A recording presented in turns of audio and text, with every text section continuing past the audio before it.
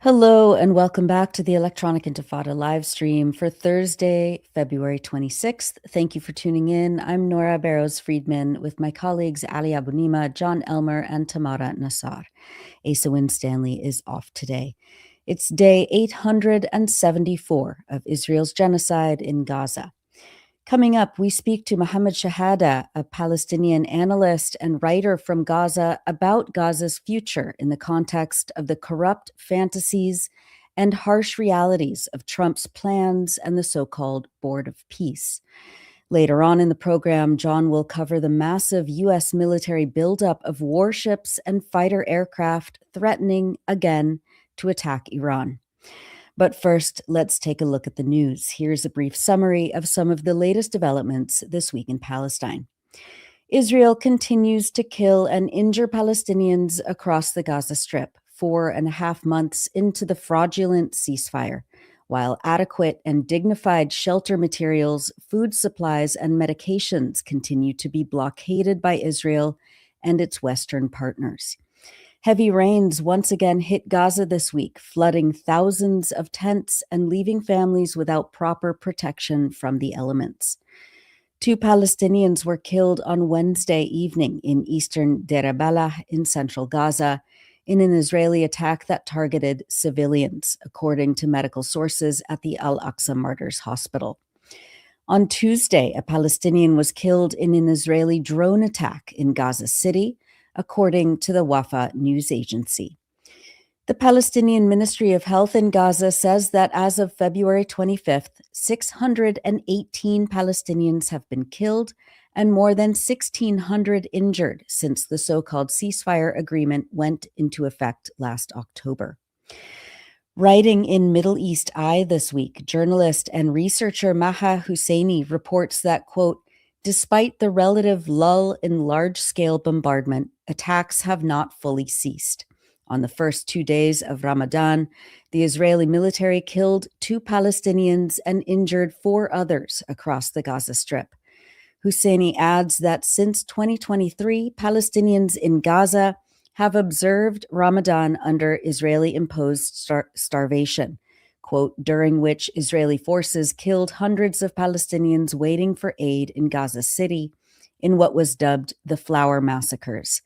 This Ramadan, she says, Gaza's markets resemble the pre-war period, with shelves once again stocked with goods.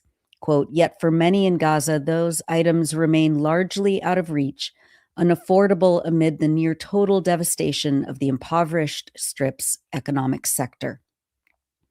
Many families are forced to spend their days filling water and collecting firewood to heat their tent shelters and prepare food.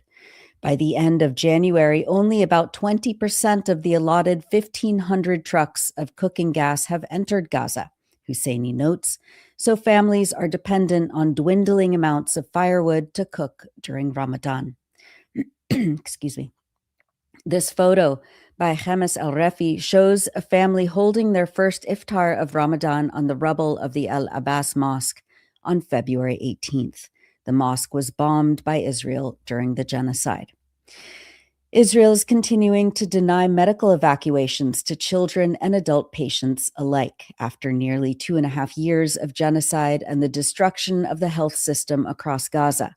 And while Israel continues to block necessary medications, medical equipment, and supplies to repair vital health infrastructure from entry. On February 22nd, 2-year-old Nidal Abu Rabi died after waiting for treatment for a disease that affected his liver and spleen. Reporter Asama Kahlout recorded Nidal's mother, Iman Hamdoun, in shock and grief, holding her son's little body that was wrapped in blankets. She says that the evacuation referral for Nidal had been in place for 3 months, but Israel kept denying him permission to leave Gaza for medical treatment. Quote, "My voice is gone from the amount of appeals I made," she says. "No one cares about me or about the child. Today I lost my son. I don't want to lose my daughter too." Iman says that her daughter is receiving treatment at Al-Aqsa Martyrs Hospital for kidney disease and has low protein and albumin levels, and that every time she is admitted, her situation is difficult and she's put on oxygen. The World Health Organization said last month that more than 18,500 people in the Gaza Strip, including at least 4,000 children, still require evacuation for medical treatment unavailable in the territory. The Gaza Ministry of Health said on February 2nd that more than 1,200 patients have already died while waiting to leave for urgent medical treatment. New evidence has been released this week in a 73-page report by the independent investigative research organizations Forensic Architecture and Earshot into the massacre of 15 Palestinian rescue workers in Tal al-Sultan in southern Gaza nearly a year ago on March 23rd, 2025. In the attack, as you may remember, Israel killed 8 aid and rescue workers with the Palestine Red Crescent Society, 6 from the Palestinian Civil Defense, and a staff member of UNRWA, the UN Agency for Palestine Refugees. The Israeli military was forced to change its story about the ambush several times following the discovery of the bodies in a mass grave, along with their flattened vehicles, and the emergence of video and audio recordings taken by the rescue workers, reports DropSite News. An internal military inquiry ultimately did not recommend any criminal action against the army units responsible for the attack.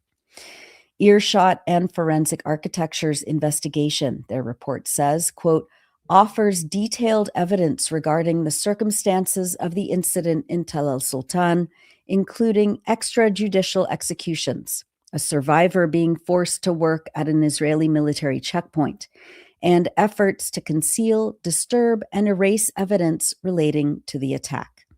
Some of the findings included in the report reveal that Israeli soldiers, quote, ambushed and subjected Palestinian aid workers to a near continuous assault for over 2 hours, even though the soldiers never came under fire. And that, quote, at least 910 gunshots were documented across 3 video and audio recordings of the attack.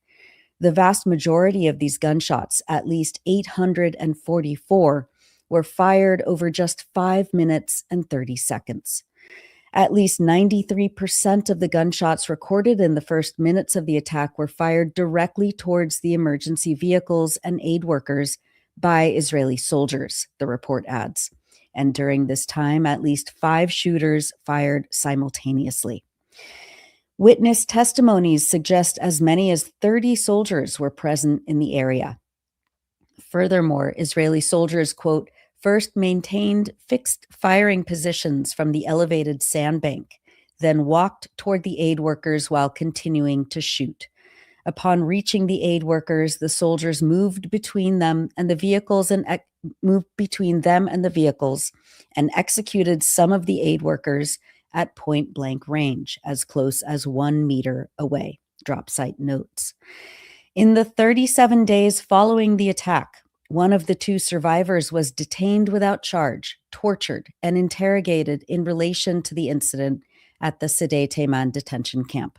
And in the days and weeks that followed, the area surrounding the site of the massacre was further transformed by the Israeli military's construction of the so-called Morag corridor and the building of an aid distribution site operated by the Gaza Humanitarian Foundation, the report explains.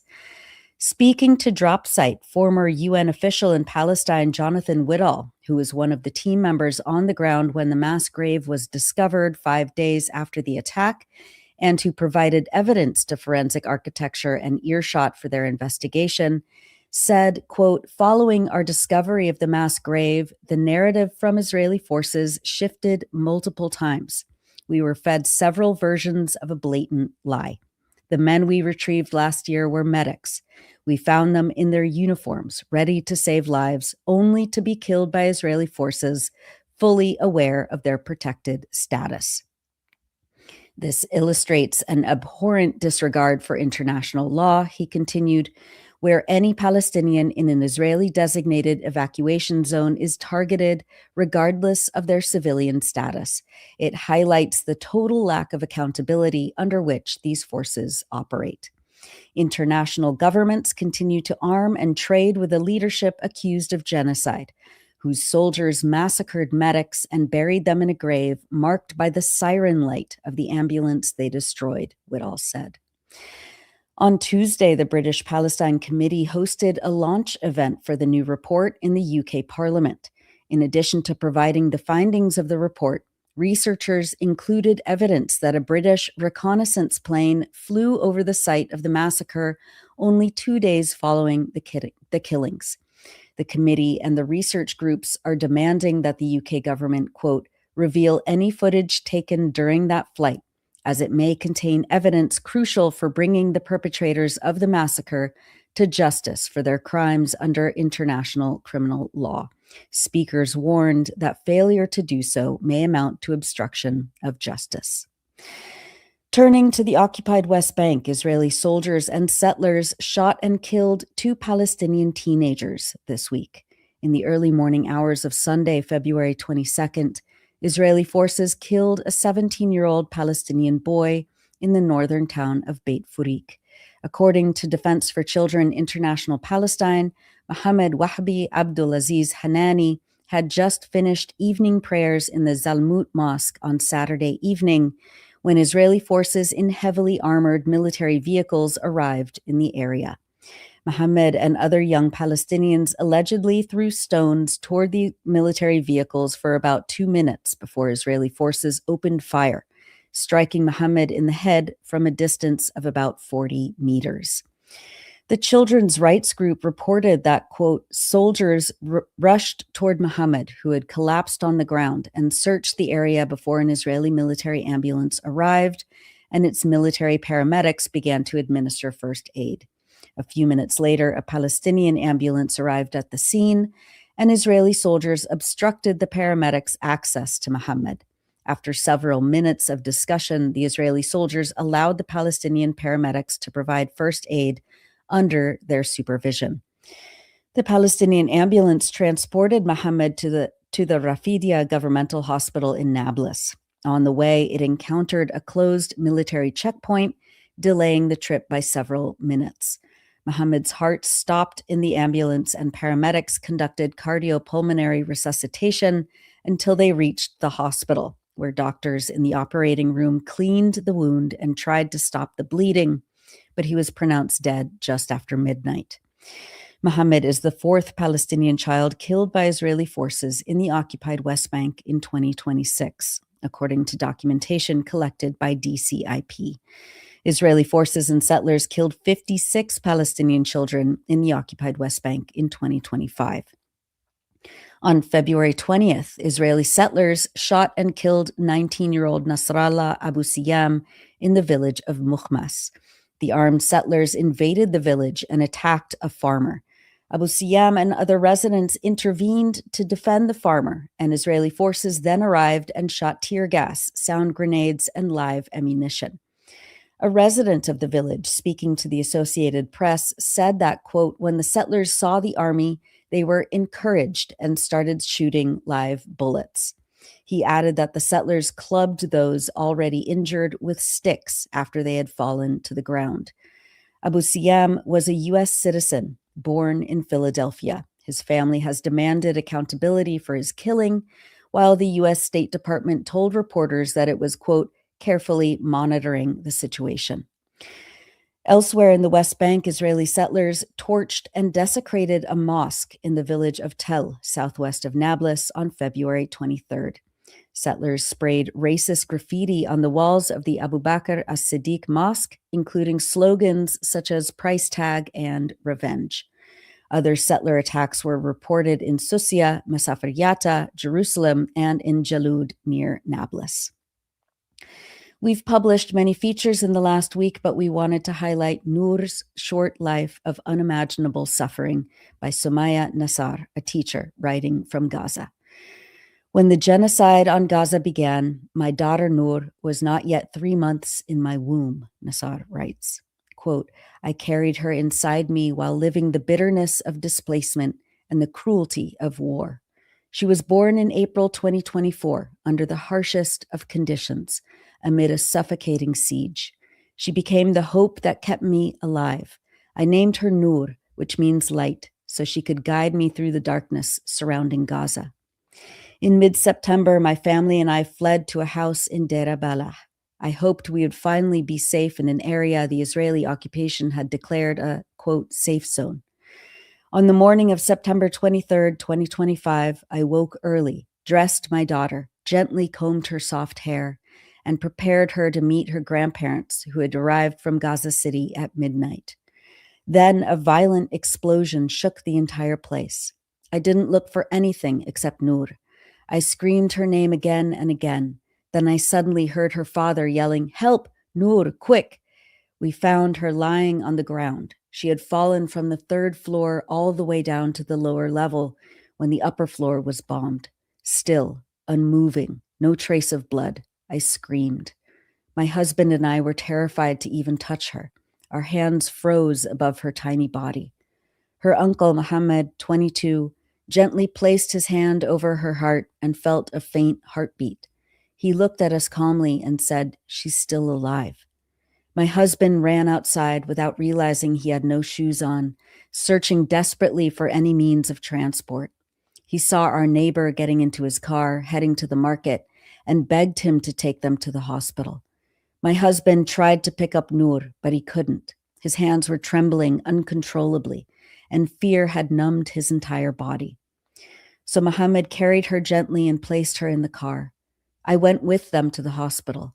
When the doctor saw her, he looked at me with a silence that spoke plenty, as if he were saying, there's nothing we can do. You may lose her. She was rushed into the intensive care unit. She was the only child in the unit at Al-Aqsa Martyrs Hospital in Deir al-Balah. She lay on the bed showing no signs of life. Her small body was covered in tubes and surrounded by machines. Long visits were forbidden. I was only allowed 10 minutes a day. I would place my hand on her tiny body and find it as cold as ice. My heart shattered again and again. She had internal bleeding, doctors said. Her skull was fractured from the fall.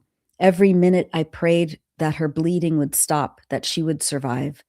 After 12 long days in the ICU, my beloved girl finally emerged from the critical stage and was moved to the pediatric ward. She survived, but at what cost?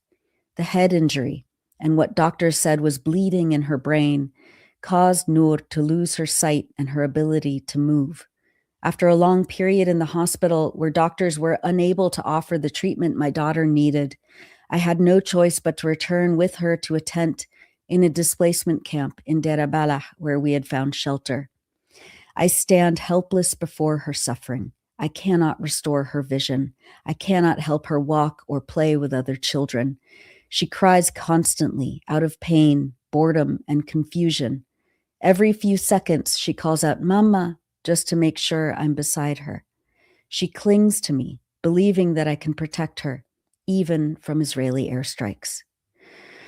Those are excerpts from Noor's short life of unimaginable suffering by Sumaya Nassar, a teacher writing from Gaza on electronicintifada.net. And now, as we always do, we wanted to highlight people expressing joy, determination, and reclamation across Palestine and around the world. In Gaza, photographer Khamis Al-Refi captured images of Palestinians performing the first Taraweeh prayer of Ramadan on the ruins of the great Omari Mosque in Gaza City, built in the 7th century and largely destroyed in Israeli attacks during the first few months of the genocide. And this past week, young singer Mohammed Al-Shabrawi walked down the streets with his friends, singing a song about the pride and dignity of Gaza.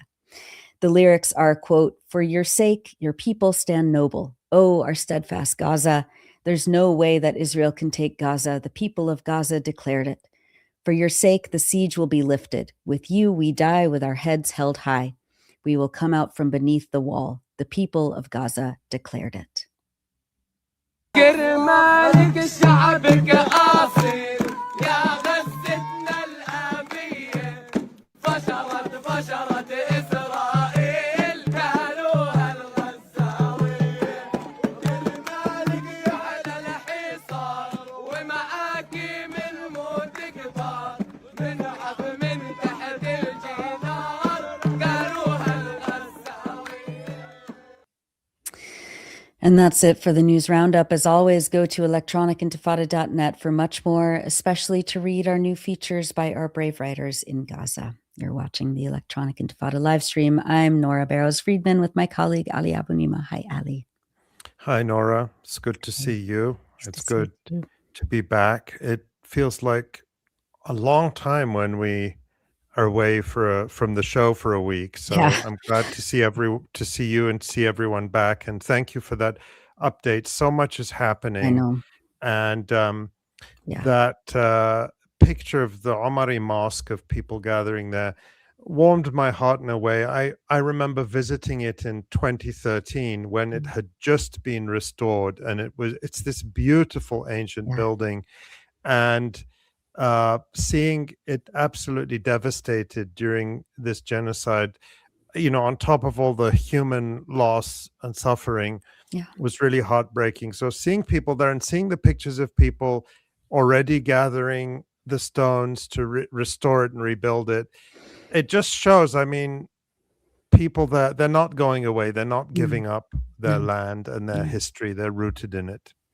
Yeah, absolutely. I mean, that building, I was reading a little bit from some of our previous reporting about the Great Omari Mosque, and it was, it was built as a mosque in the 7th century, but it had these previous iterations of buildings, temples, sacred sites that had been stewarded by the people of that land, for millennia.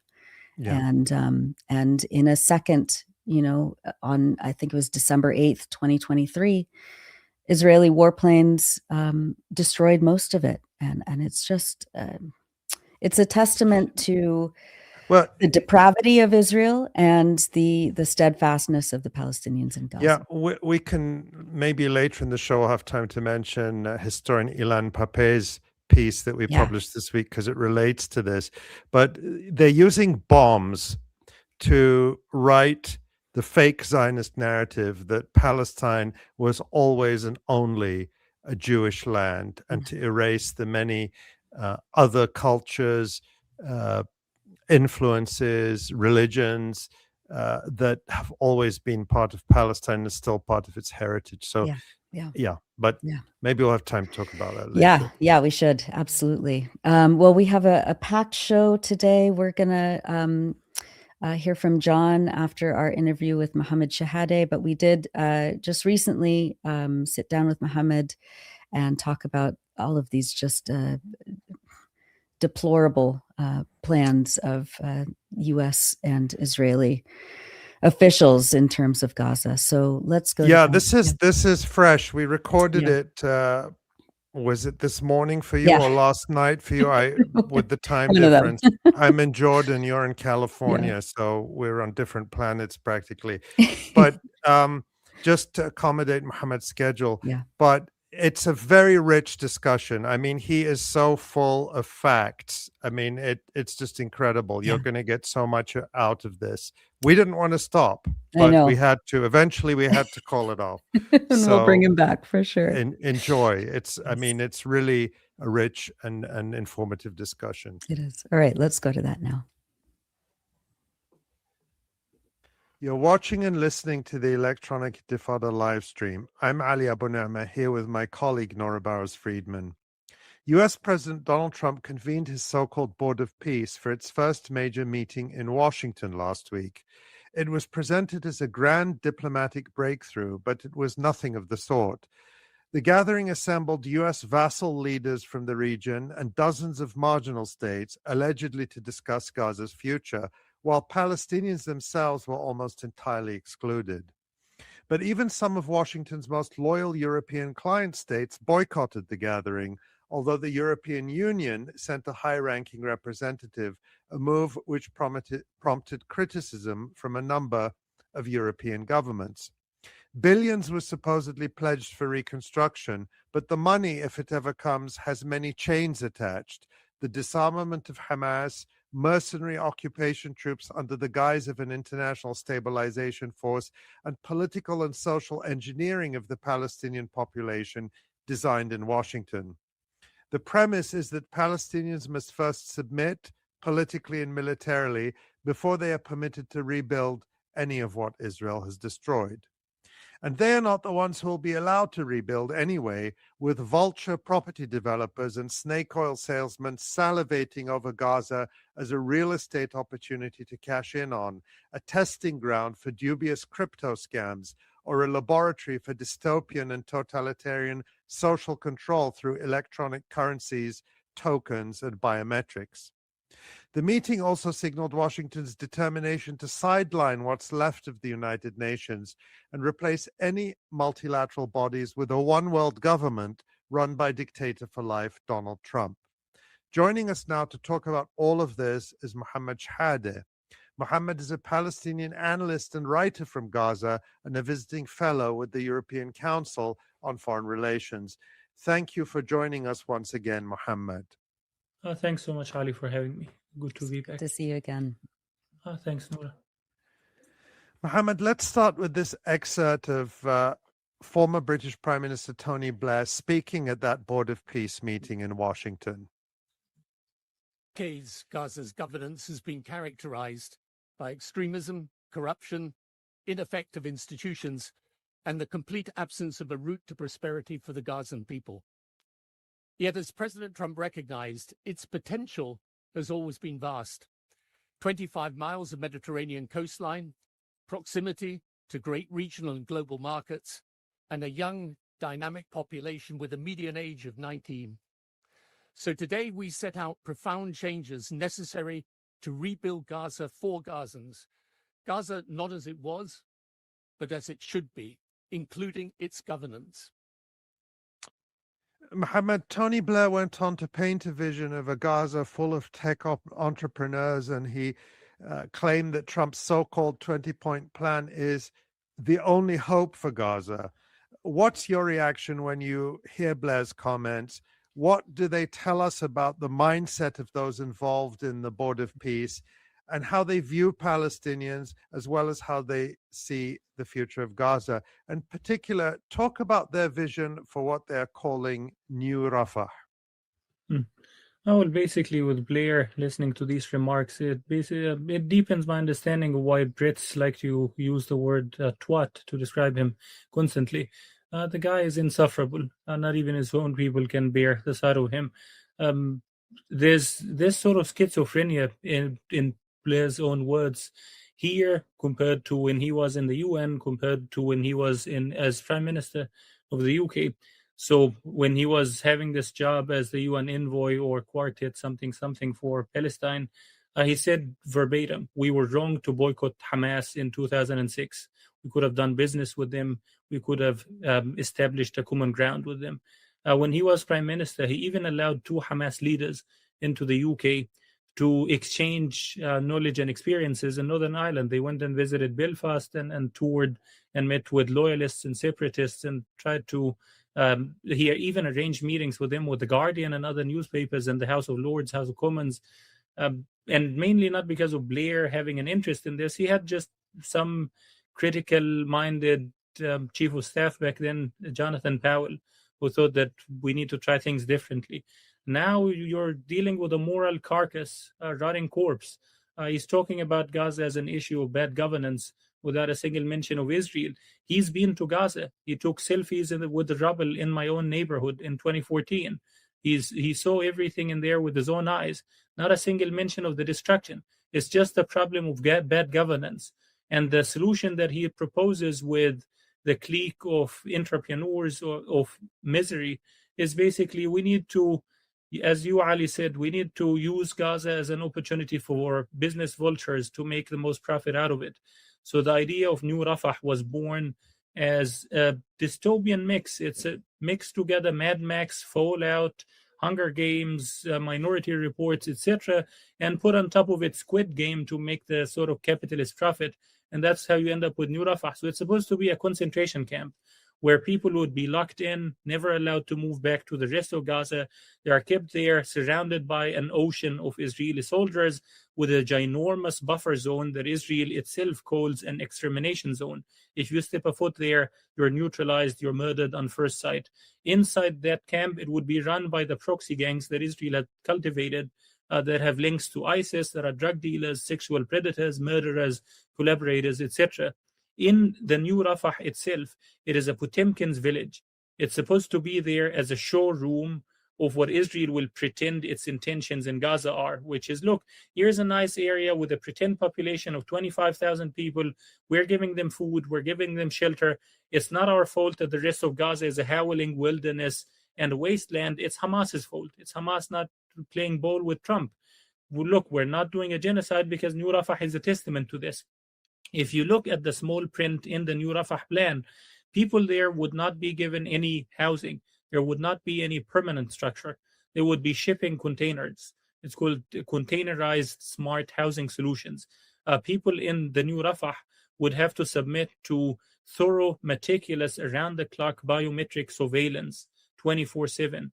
They would not be allowed to have any sort of independent thinking. The educational material that would be put there will be imported directly from the Emirates, co-authored by the Israelis, and then spoon-fed to children there.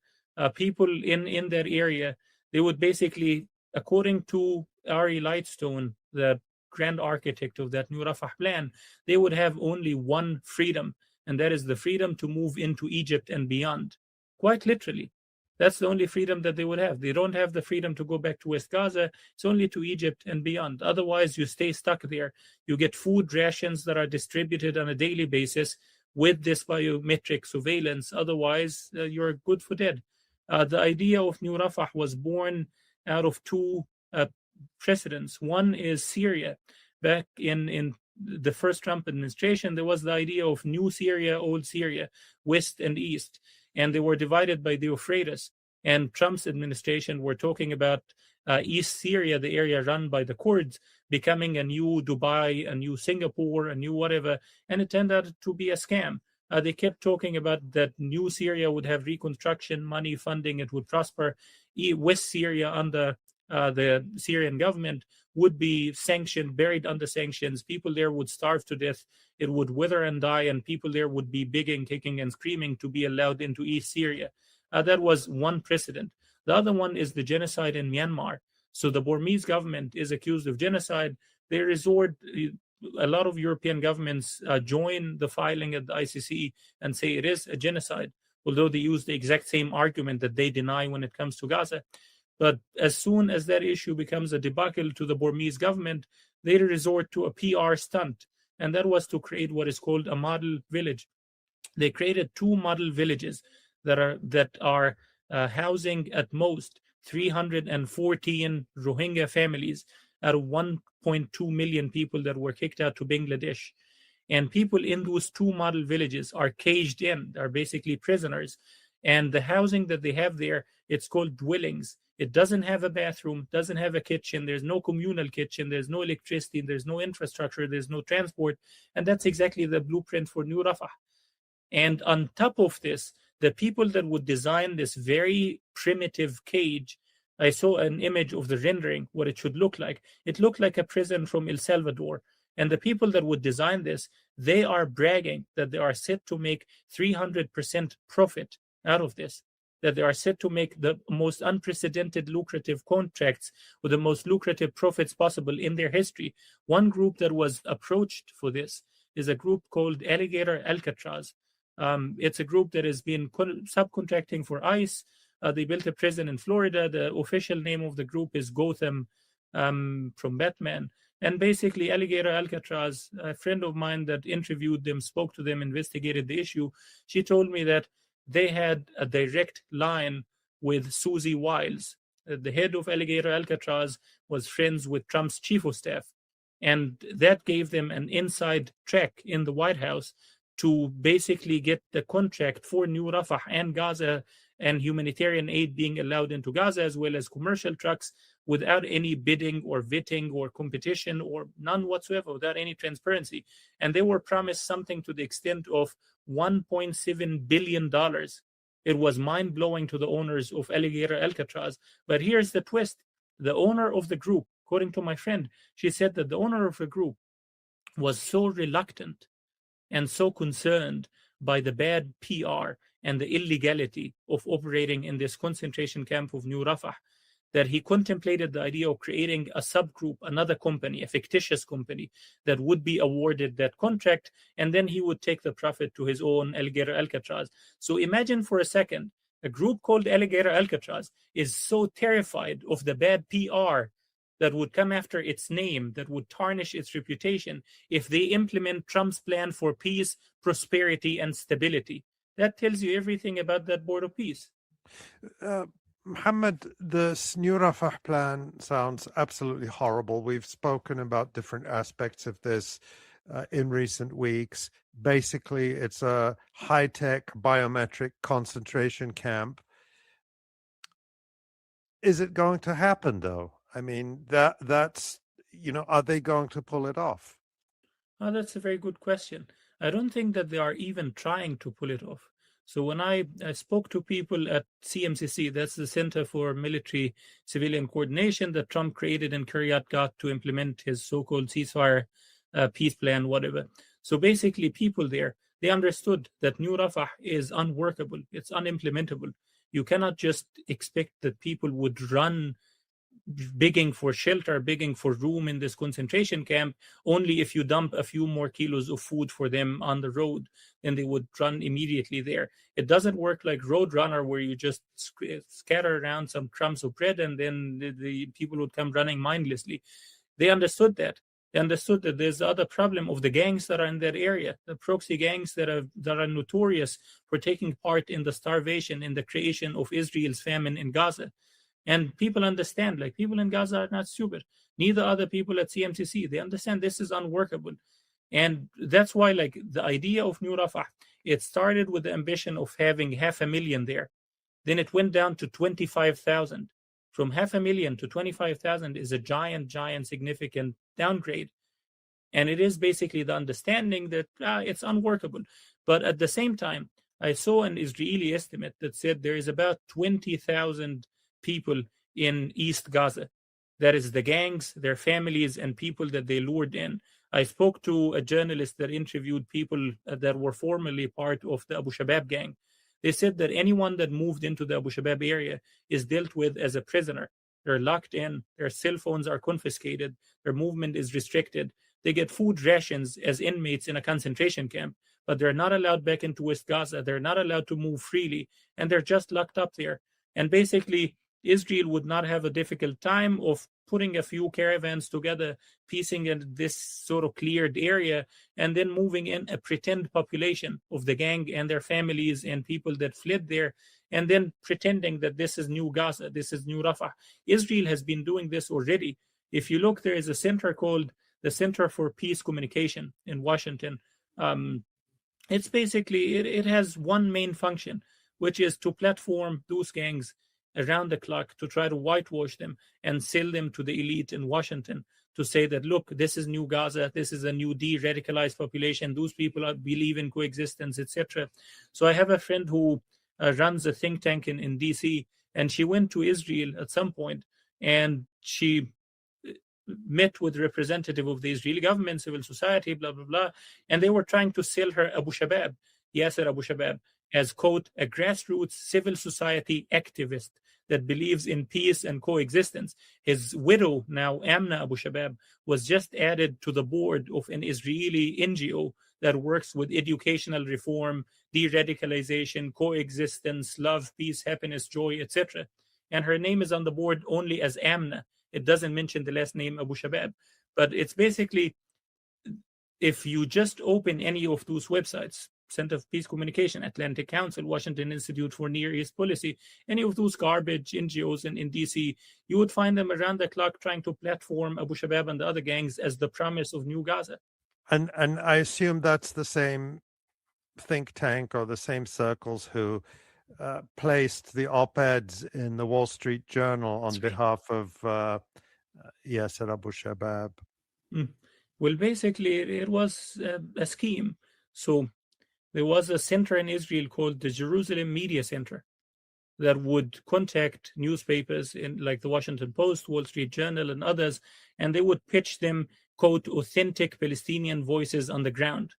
There's also the Center for Peace Communication. I believe it's involved somehow. I did not uncover the full extent of the involvement, but judging by them trying to brand Abu Shabab's widow when he was alive as, quote, the first lady of Rafah, and Abu Shabab as the promised new leader of Gaza, they're predictably very involved in this.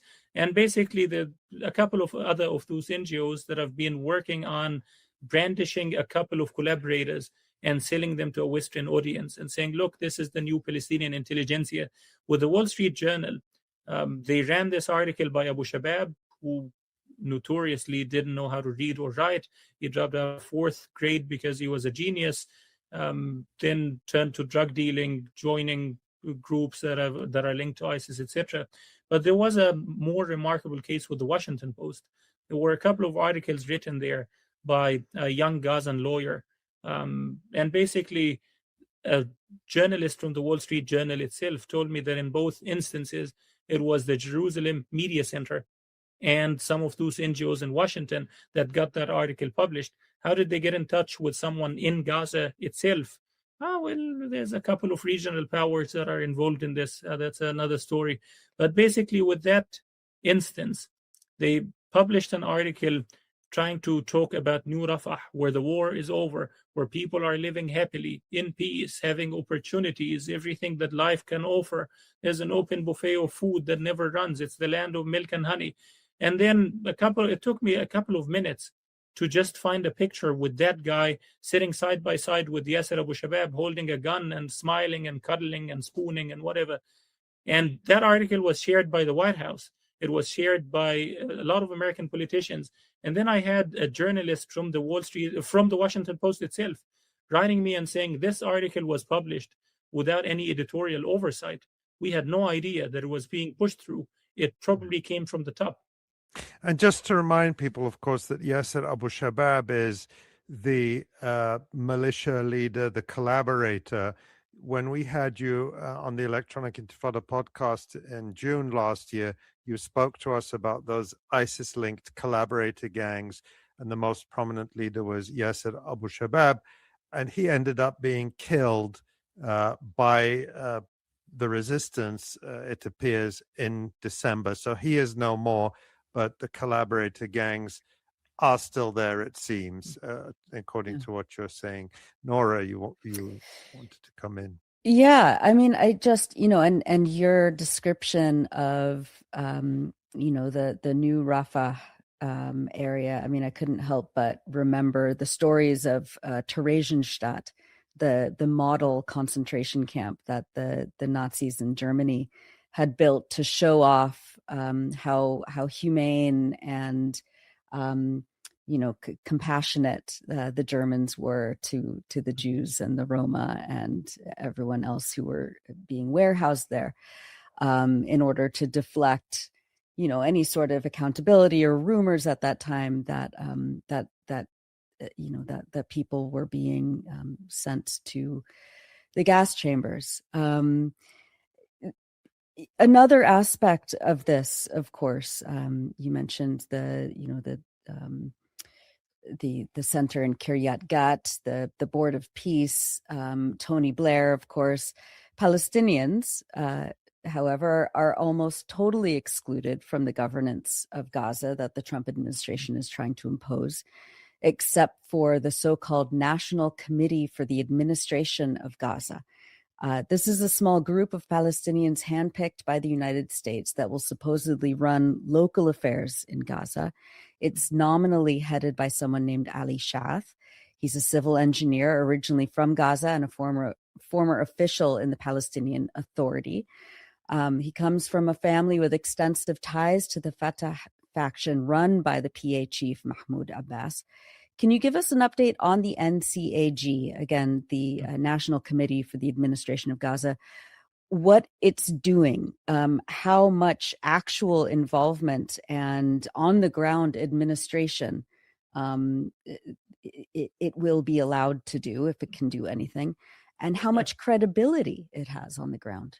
Well, basically, one important point that you mentioned, Noura, is the exclusion of Palestinians from governance.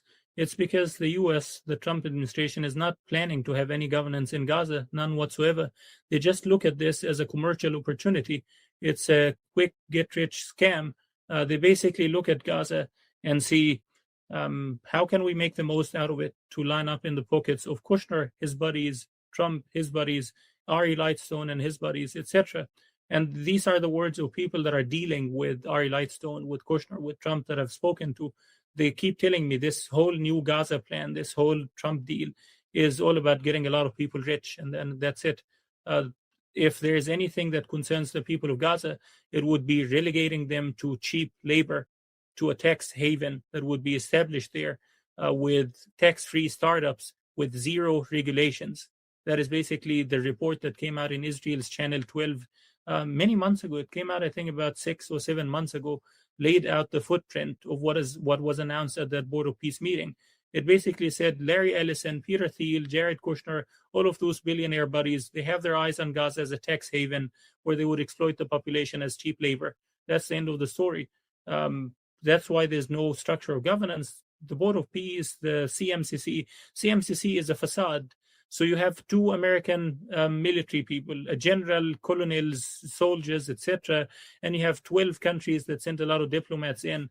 I've spoken to them. There's nothing there. They keep trying to come up with plans. They keep trying to come up with what they call technical solutions, technical middle grounds. And by the time they come up with a plan, Israel would drown them with talking points. For example, something as simple as trying to get tents into Gaza. Israel is saying, no, we're not going to allow any tents into Gaza because the metal, the tiny amount of aluminum that goes into the tent structure can be utilized by Hamas to create weapons of mass destruction. That's the Israeli alibi. And then CMCC would try to rework all sorts of alternative solutions. Maybe we can put some wood inside the tents instead and blah, blah, blah. By the time they figure out something, Israel would bury it. The person in charge of CMCC, the person that reports to Trump and Kushner, is Ari Lightstone, an Orthodox rabbi from New York that was David Friedman's advisor. David Friedman is the American ambassador, the worst ambassador in the U.S. history in Israel, basically a settler, an Israeli settler with an American hat. And what you had there... That was in the first Trump administration. Precisely. And now Ari Lightstone has been named as an advisor to the Board of Peace. People that have met him, people that know him well, told me that he is way more right-wing than Netanyahu, way more ideological, and, quote, hates Palestinians with passions. That's the guy that's calling the shots on Gaza. If you look at his staff, he got this guy called Adam Huffman, 25-year-old dude from Princeton. His 2 gigs in life, his CV is 2 things. Number one, he used to write in a right-wing newspaper at Princeton to bash the Palestinian student encampments. Say, they're making me feel uncomfortable, unsafe, unloved, unprotected, blah, blah, blah. And appeared a couple of times on Fox News with Pete Hegseth. The other thing is that he worked at Doge. And that's it. And now he's in charge of designing the maps of what Gaza should look like, the residential areas, what New Rafah would look like, and operationalizing all of this. As Ali and I discussed earlier, it sounds very much like Iraq when they would put interns in charge of running ministries or administering Baghdad and other areas in there. Yeah, I'm glad you mentioned that, Mohammed, because as we were talking before the interview, 23 years ago, can't believe it's that long ago, when the US invaded Iraq, it was very similar the way they talked about Iraq. You had all these think tanks in Washington, all these ultra right-wing free market think tanks who saw Iraq as this blank slate on which they were going to enact all their fantasies, economic fantasies of tax-free, no economic regulations, a complete economic free-for-all, basically a laboratory for everything they wanted to do in the United States and the rest of the world. But of course, Iraq afforded them that opportunity because they controlled it. They invaded it. They destroyed the government. They dismissed the army. So they felt like the masters of the universe. And I remember from that time, they put in all of these just, interns, these nobodies from the right-wing spheres in the US, people just out of college who had no idea what they were doing, but were suddenly put in charge of, major issues in Iraq. So it is a repetition of that, but it is even more grotesque. The genocide is, I don't want to minimize what the United States did in Iraq by any stretch, but in Gaza, it's certainly more intense as a proportion of the population. The population of Gaza is much smaller.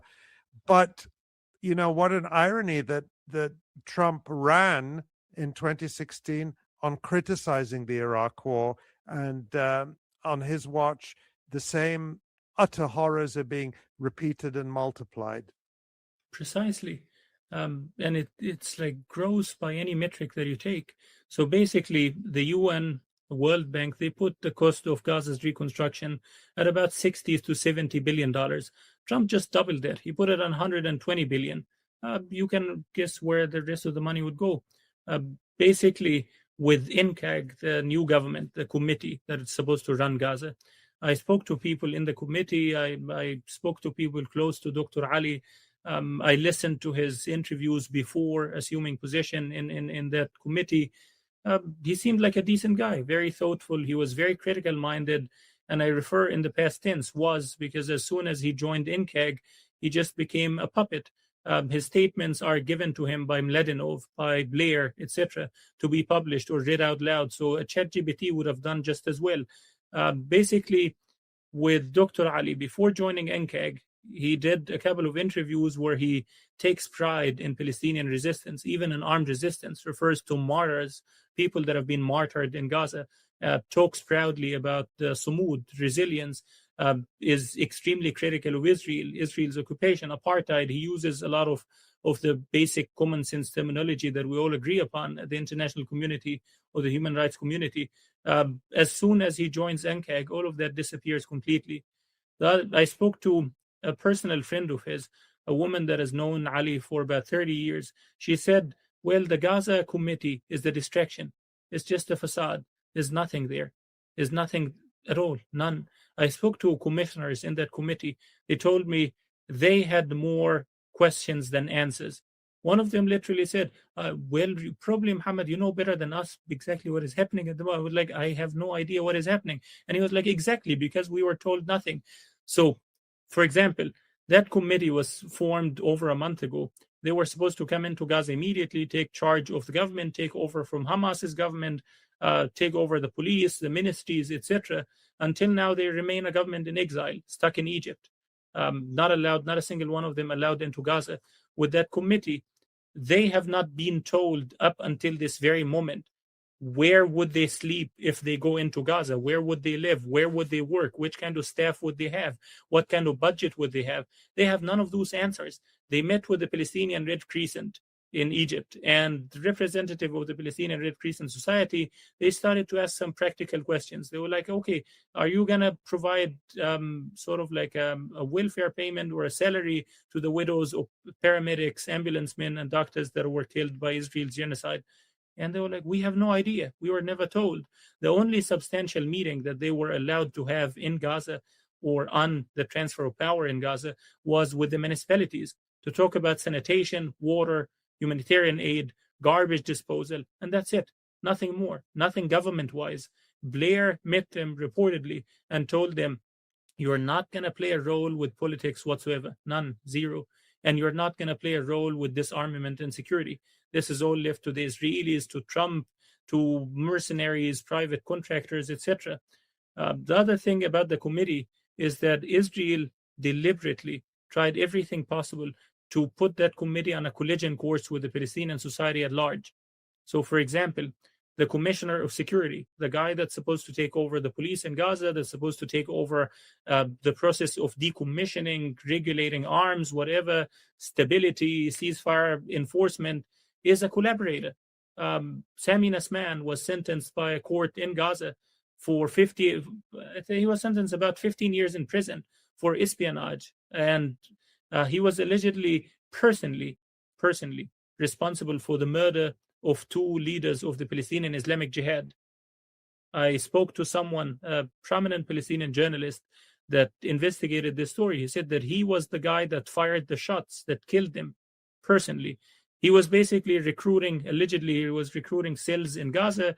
Members of those cells pointed the finger of blame at him. He was an intelligence officer in Ramallah, and he was recruiting cells in Gaza to burn and blow up vehicles and public infrastructure, to destabilize, create riots, create chaos, etc. And that's the guy that Israel allowed to be in charge of security in Gaza. With Ali Sha'at, he's not allowed to go into any meeting without Sami Nasman being like his shadow, tailing him everywhere. He was just in Turkey, met with Hakan Fidan, the Turkish foreign minister. Sami Nasman is there. He was just had a meeting in Egypt with the European Union ambassador. Sami Nasman is there. And Israel is ensuring that Sami Nasman remains in the picture, although every single Palestinian faction in Gaza has objected to that name and said that Sami needs to be replaced. Israel is still very sort of uncompromising on it. There's another dimension. Half of those committee members are people that are affiliated with Mohammed Dahlan.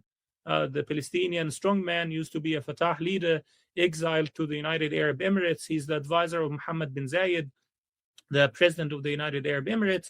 And Dahlan is basically, if you take Abu Mazen's word, is notorious for all sorts of illegal wrongdoings, corruption, espionage, etc. If you take the words of any public reporting about Dahlan, you will find footprints in Ethiopia, in Sudan, in Libya, in Yemen, mashallah, all over the map. He's very active. And basically, half of the committee members are Dahlan's guys. I even saw a cable that was sent by the U.S. Embassy in Tel Aviv to Washington to describe members of the committee. And then they go through name by name, and they say, this guy, Dahlan, this guy, Dahlan, that guy, Dahlan.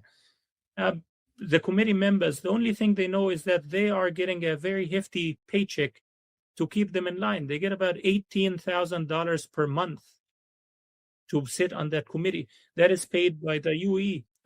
They are the ones that are supporting the budget for that committee, or for the salaries of the 15 members of it. But even if the committee members were to enter Gaza, they have no idea where are they going to operate, in East Gaza and West Gaza, and they have on their tail the Israeli collaborating proxy groups, Abu Shabab and others, that are publicly threatening to arrest, execute members of the committee. So Abu Shabab's gang, they issued a public declaration vowing to retaliate against Abu Salman al-Mghani. He's a minister in the committee, or commissioner in charge of societal reconciliation, societal affairs. And they said, that guy is an outlaw. We're going to apprehend him as soon as he comes into Gaza. And that gang, Israel set up for them a checkpoint right at the Rafah border crossing.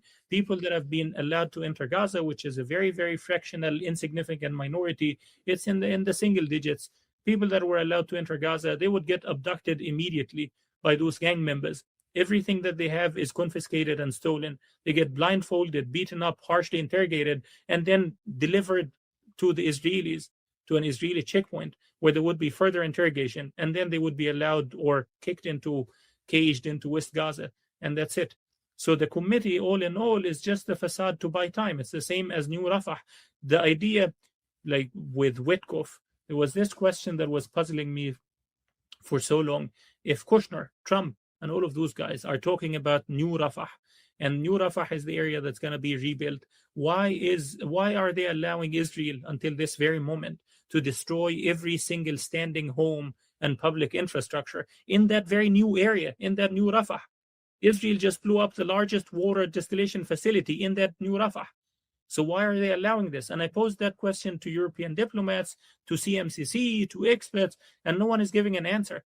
And 𝐓𝐡𝐞, a couple of days ago, he gave an interview in which he spoke proudly, calmly, casually, that once Israel is done with all the destruction and demolition, then we're going to start with a clean slate, with a sort of like a blank canvas from which Gaza would be rebuilt to their own liking. Again, their own liking is just a scam. Yeah. You're going to dump in there shipping containers, cage people in there. A shipping container in the summer turns into a baking oven. In the winter, it's metal.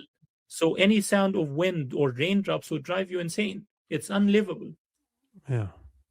And you know, these outside groups handpicked by Trump and 𝐓𝐡𝐞 and Tony Blair are just going to make millions, billions in profits.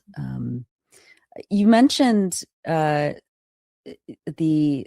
notion that the Trump administration is working very hard to disarm Hamas, and the plan itself, Trump's plan, was predicated on the idea that Hamas already agreed to unilaterally disarm as part of the ceasefire, the fraudulent ceasefire deal.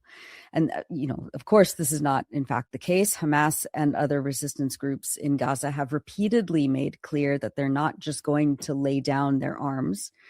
But Trump also continuously threatens that if Hamas does not disarm, something that the Israelis couldn't make them do after 2.5 years of genocide, by the way, it will be done by force. He constantly says there will be hell to pay or hell will be unleashed, all of this rhetoric. And Israel seems to be renewing its threats to resume a full-scale assault in Gaza, especially since there are no captives and bodies of captives left. How do you understand this issue, and have any countries projected to be part of Trump's so-called international stabilization force agreed to fight the Palestinian people on Israel's and America's behalf? Where do you see this right now? Well, basically, there's two things here. Number one, the International Stabilization Force. Every single country that tried to sign up to that force previously was either vetoed by Israel or persuaded by Israel behind closed doors to pull back. So Azerbaijan was one of the countries that are very close to the Israelis, are also very close to Turkey, and they offered to join ISF. And then Israel, I have it on good word from a senior Arab mediator. He said Israel, Netanyahu sent an envoy to Azerbaijan to convince them to pull out of the ISF. And then they withdrew. They said, we're not going to join anymore. Turkey was the first to say, we will join ISF, because they're close to Hamas, to other Palestinian factions, to Trump, etc. And they thought, okay, maybe we can have a sort of a foot on the ground and we can do things right. Netanyahu vetoed it immediately. Qatar wanted to join as well. Netanyahu vetoed it. Indonesia joined, but not with military force. Indonesia was very clear.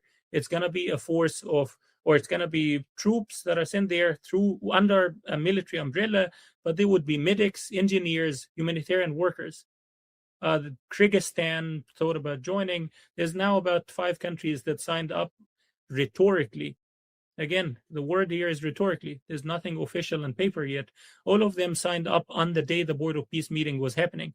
Because the Board of Peace meeting, you all saw it. It was just a theater where Trump would give a speech for 2 hours. All of them are groveling as hard as they could. None of them is allowed to say anything other than yes, sir, and that's it. So all of them were eager to please Trump, and none of them wanted to be on the bad foot, lest be kidnapped in the middle of the night like Venezuela's president. So what you have there is countries pledging to join ISF. There's nothing on paper. There's nothing official yet. So you have now Morocco, Indonesia, 3 more, and they would be distributed. Each part of Gaza would have a different government. Even with that installation, none of those countries agreed to play any role whatsoever in what is called counterinsurgency, or in disarmament, or in policing. All of them are there either as Indonesia, to be medical workers, engineers, humanitarian workers, or to be a buffer zone, oversight over the police, providing training to the police. All of it is symbolic. It's the same as what the Jordanian king did when he met Trump. Trump was pressuring Jordan very hard to take in a significant amount of people from Gaza to ethnically cleanse it, and the Jordanian king was very clever about it. He just went to Trump and said, I'm going to take 2,000 cancer patients. Trump doesn't have an eye for detail. He heard it was like as big as the universe, a giant gesture. And those countries, they learned how to play Trump as well. We're going to join that ISF. Nothing is going to happen. And take my word for it. Mark my word. I'm going to remind you of it soon enough when you see some of those countries pulling out. Because whenever we were close to countries actually sending troops to ISF, Netanyahu would put clear demands on the table that ISF should be a subcontractor of the Israeli army, of the Israeli genocidal forces, that ISF should kill, murder, maim, shoot, detain Palestinians in Gaza, destroy tunnels, look for weapons, collect intelligence, deliver all of that to Israel. Clear. ISF would not be allowed to operate even a drone to protect themselves, because the drone might be considered a threat to Israeli forces. That's how paranoid they are. The other component of the question about what would things would look like, can you remind me of the other half? Sorry, I lost track of my thoughts. I didn't have coffee for the last 2 weeks. The disarmament, disarmament. Mohammed, Yeah. I mean, it's Trump and U.S. officials like Jared Kushner and Steve Witkoff and others keep insisting that Hamas agreed to disarm. Yeah. They, in fact, never agreed to disarm. So what's the resolution to that? They keep saying, you better disarm or we're going to do it. Israel spent more than 2 years perpetrating a genocide. They could not defeat the resistance in Gaza or disarm them. Where is this issue heading? Yep. With disarmament, Trump is not pushing for it. They keep talking about it, but they're not pushing for it at all. Neither are the Israelis. It's another scam. So disarmament is basically, until this very moment, as we speak, Hamas was never given any official proposal for what disarmament would look like. Nikolai Miladinov, the High Representative of the Board of Peace for Gaza, he kept talking about disarmament as well, decommissioning, disarmament, demilitarization. And then he met with Khalil al-Hayya and other Hamas leaders in Egypt, in Cairo. He never brought it up. They never even delivered any broad idea, any blueprint, any brainstorming, none whatsoever, none, zero. So up until this moment, as we speak, Hamas was not allowed to engage in any discussion with the mediators or the US government on what disarmament would look like. Because disarmament already happened. Gaza, Netanyahu himself, a few days ago, he gave a speech in which he said, well, Gaza doesn't have any major rockets. Gaza doesn't have any major weapons. Gaza doesn't have weapons of mass destruction. They don't have artillery fire. They don't have tanks. They don't have. And then at the end, he explained what he means is the Kalashnikovs, the pistols, the rifles, and none of those present a threat to Israel itself. They do present a threat to the Israeli army inside Gaza, because that means an insurgency can be sustained for as long as it takes. Because an insurgency, it doesn't take much for an insurgency, guerrilla warfare, to be sustained. Sleeping cell here, a Kalashnikov here, a Kalashnikov there, an ambush once a week, and that's it. You give them a very sleepless time. But basically, with the talk about disarmament, so it falls down to two components. There's what is called offensive weapons, defensive weapons. Offensive is supposed to be the rockets, anything that can be fired at Israel itself, not at the IDF, but at Israel, beyond the confines of Gaza. And that a framework was developed by Egypt, by Saudi Arabia, Britain as well, where there would be an idea of what is called decommissioning. So it would be something like Northern Ireland. Hamas has been heavily depleted. Israeli intelligence assessment itself, they say Hamas is not rearming. They're only reorganizing. They're only filling the empty vacancies, the ranks, the vacuum here and there, but they don't have the capacity to produce rockets at the rate that they had before October 7th. The biggest indication of this is that Netanyahu a couple of days ago went and announced opening an airport right next to Gaza in the Negev. And that idea of that particular airport had been shelved in Israel for decades because of any fear that Hamas could fire rockets at it, and that's it. The airport would be paralyzed. Netanyahu went there and said verbatim, quote, "We had a problem with Gaza, now it's solved. There's no threat anymore." So the whole disarmament talk is just a mirage. It's a facade. Although, to be fair, there was never any sign that Hamas was running low on the weapons it used to confront the Israeli army inside Gaza, the kinds of weapons that our colleague Jon Elmer has documented and shown us over the past 2+ years. Although you may well be right about long-range rockets, but clearly Hamas has said they're not going to disarm, and nobody can force them to do so. So I guess it remains to be seen how that impasse plays out. But I want to sort of... the Egyptian proposal for disarmament is basically, it would not be any disarmament at all. It would be a policy of no use, no display. So you put the weapons in a depot, in a warehouse, you don't use them. There's a cessation of hostilities mutually, both by Israel's side, by Gaza's side, etc. No armed activities whatsoever, Israeli withdrawal, etc. Northern Ireland, and you have that kind of framework for a decade.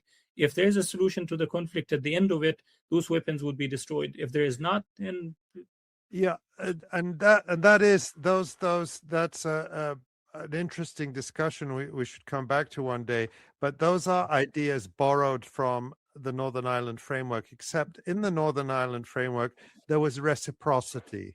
The Irish resistance groups would take one step, the British and the loyalists would take one step, and so on. That's not what we ever talk about when it comes to Palestine. When it comes to Palestine, it's that unilateral surrender by the Palestinians. It's what's demanded, and unchecked continued murder and mayhem by Israel, as much as they want. As we've seen, more than 600 Palestinians at this point, or close to that number, killed during the so-called ceasefire. So they take, the flavor of these ideas without the substance, and they try to impose it on the situation. But that might be a discussion for another day, a very interesting one. Mohammed, I want to turn to this article that you wrote recently for the European Council on Foreign Relations, where you're a visiting fellow, headlined "Dispelling Trump's Dystopia, a European Blueprint for Gaza's Renewal." And in it, you lay out many of the criticisms we've just heard you make, and you warn of the catastrophe that will occur if Trump and his co-conspirators are allowed to get away with their Gaza scam and just to exploit it and try to make a quick buck.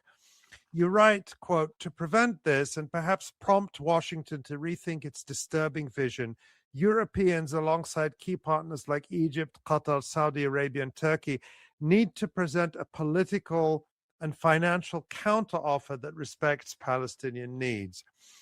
And I want to challenge you a bit on this, Mohammed.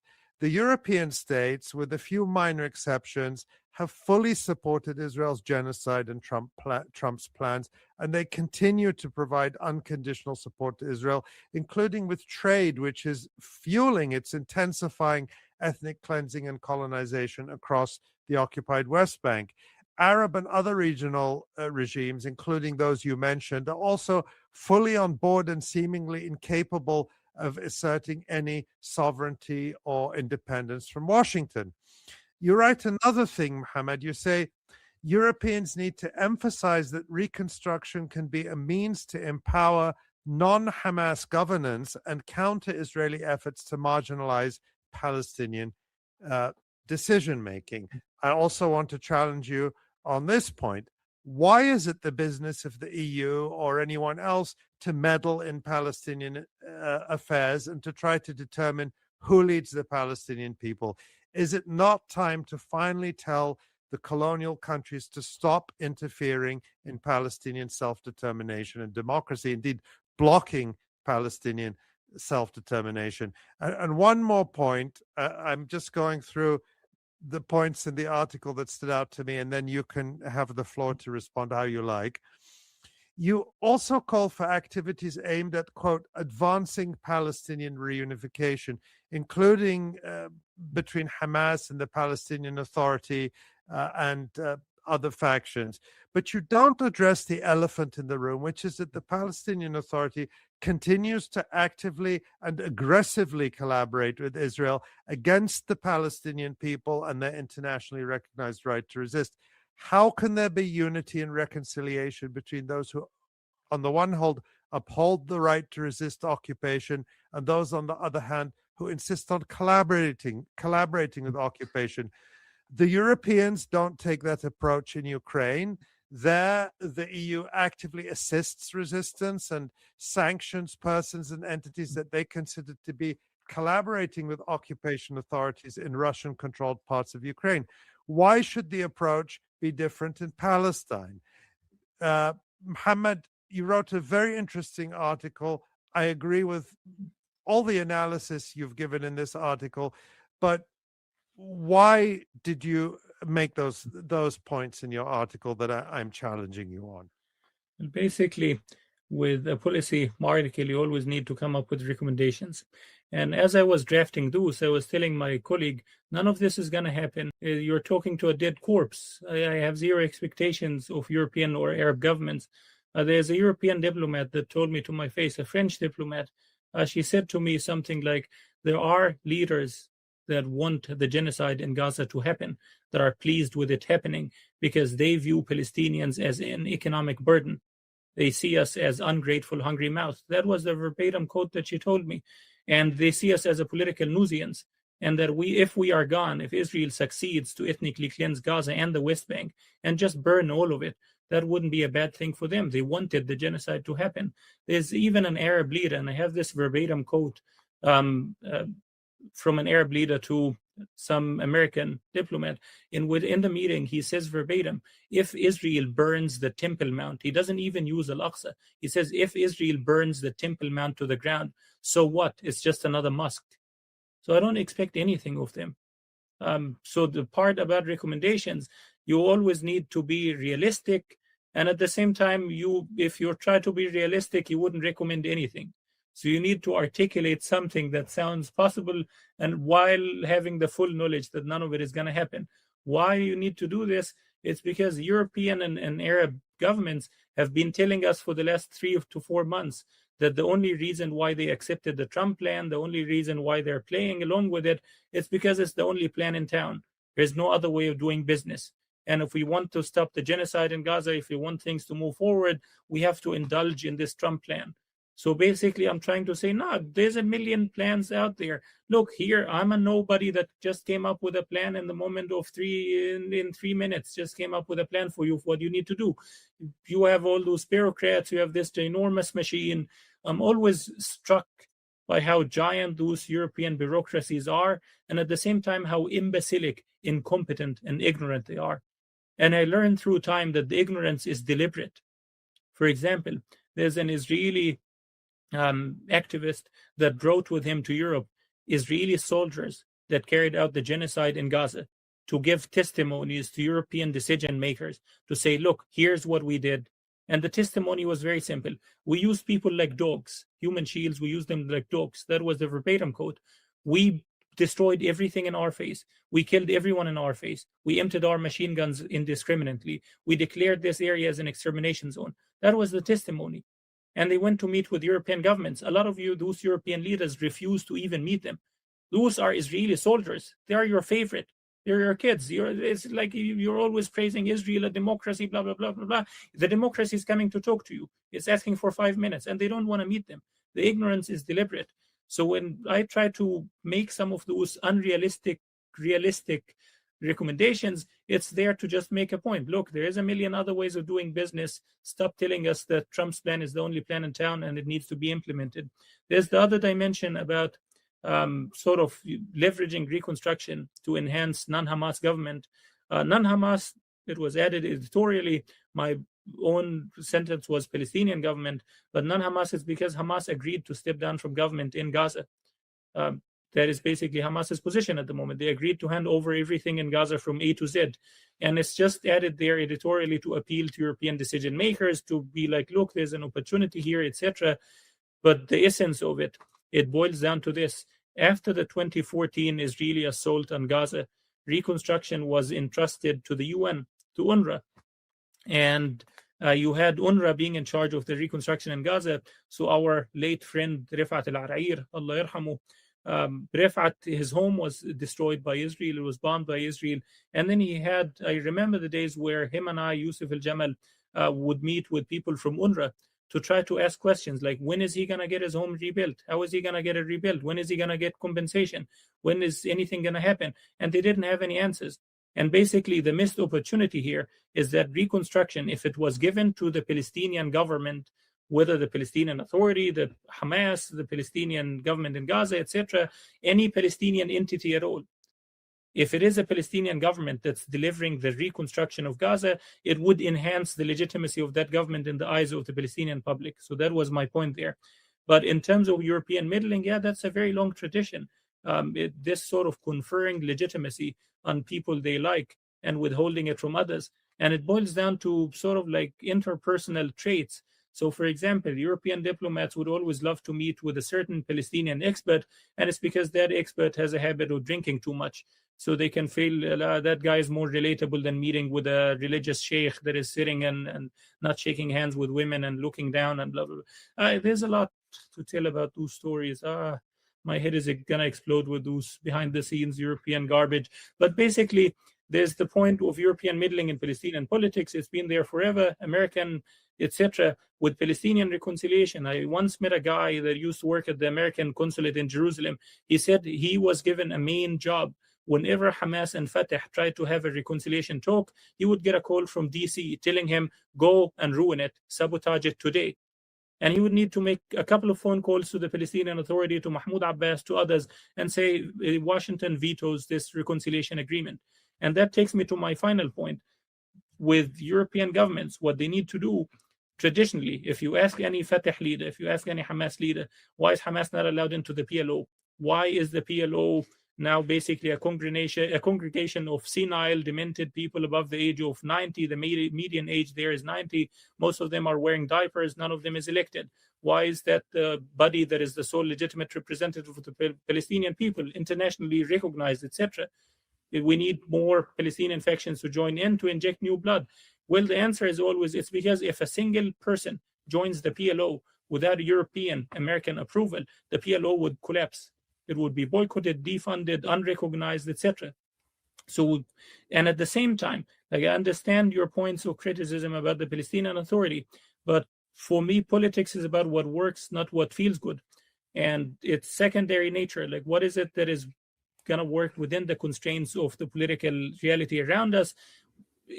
And I would resort to something that was said by Saleh Arouri, the deputy head of Hamas, in 2020. He said, we tried A, B, C, D, and he listed armed resistance, nonviolent resistance, elections, reconciliation talks. None of it worked. And he said, we need an entry point to reviving Palestinian politics. And that entry point is the legitimacy, this contested legitimacy. Who's the legitimate authority? We need to turn to our people, to the Palestinian public, and say, who do you want to be the legitimate representative and on what platform?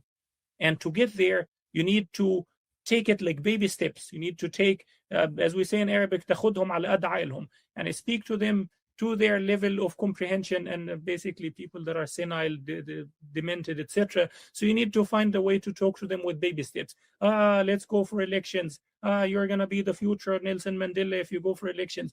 And once you're at that point, once you have Palestinian elections where the Palestinian public is given a voice again, all of those things would be put on a national referendum. The security collaboration, the autocratic nature, the security crackdown, the police state, all of it would be given to the Palestinian people to decide what happens with it. Well, Mohammed, we only have a minute or two left, but and I'm sorry to do this, but we'd like to get your reaction to the comments of U.S. Ambassador Mike Huckabee in his recent interview with Tucker Carlson. I know many people have seen it already, but let's watch a few seconds together. Where we started. I'm not going to let you off on this because you have said ahead. it 3 times that God gave this land to this people. And so it is entirely fair for me with respect to ask, what land are you talking about? Because I just read Genesis 15, as I have many times. And that land, I think it says, from the Nile to the Euphrates, which is, once again, basically the entire Middle East. So God gave that land to his people, the Jews, or he didn't. You're saying he did. What does that mean? Does Israel have the right to that land? Because you're appealing to Genesis. You're saying that's the original deed. It would be fine if they took it all. He says it would be fine if they took it all. Of course, this has produced a firestorm in the region, with many Arab and other governments condemning Huckabee's comments. But was he saying anything that we did not already know about U.S. and Israeli policy, not just over the last, few months since this fraudulent ceasefire, not just, since the last 2.5 years of this genocide, but as a decades and decades old policy? they do seek total regional domination, if not outright annexation of these countries, do they not? And if that's the case, how should these countries be responding beyond these, statements of condemnation and finger wagging and statements of shock and dismay? Well, basically, this whole performance is reminding me of an SNL sketch, a Saturday Night Live sketch about who loves Israel more. It was a hearing at the Senate with, I believe, the Obama nominee for the Minister of Defense. And back then, the SNL sketch is basically members of Congress that are posing a question. If Netanyahu comes to you and he's the greatest leader ever and say, it is important, it is an existential issue for Israel that you fillet a donkey, would you do it? And every one of them is like, give me the donkey, give me the donkey. So it's basically that kind of shenanigan. But at the same time, it speaks of a deeper thing.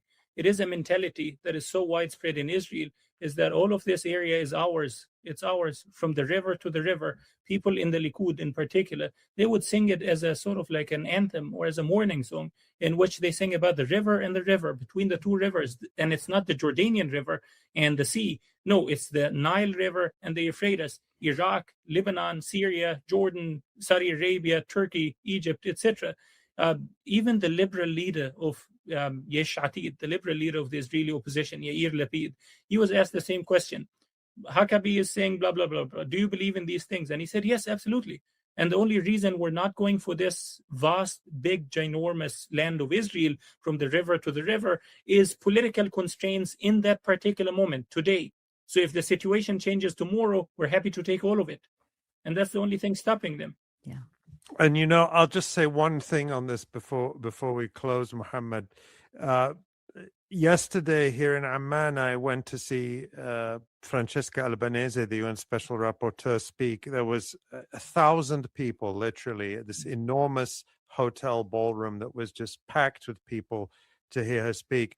And she spoke about this statement by Huckabee, and she said, a lot of people dismiss it and have been dismissing it for years, this idea of the Greater Israel, even though the Israelis themselves are very open and clear and always have been. And as you just said, it's from right to so-called left. Yair Lapid is allegedly the Israeli left or liberal opposition leader.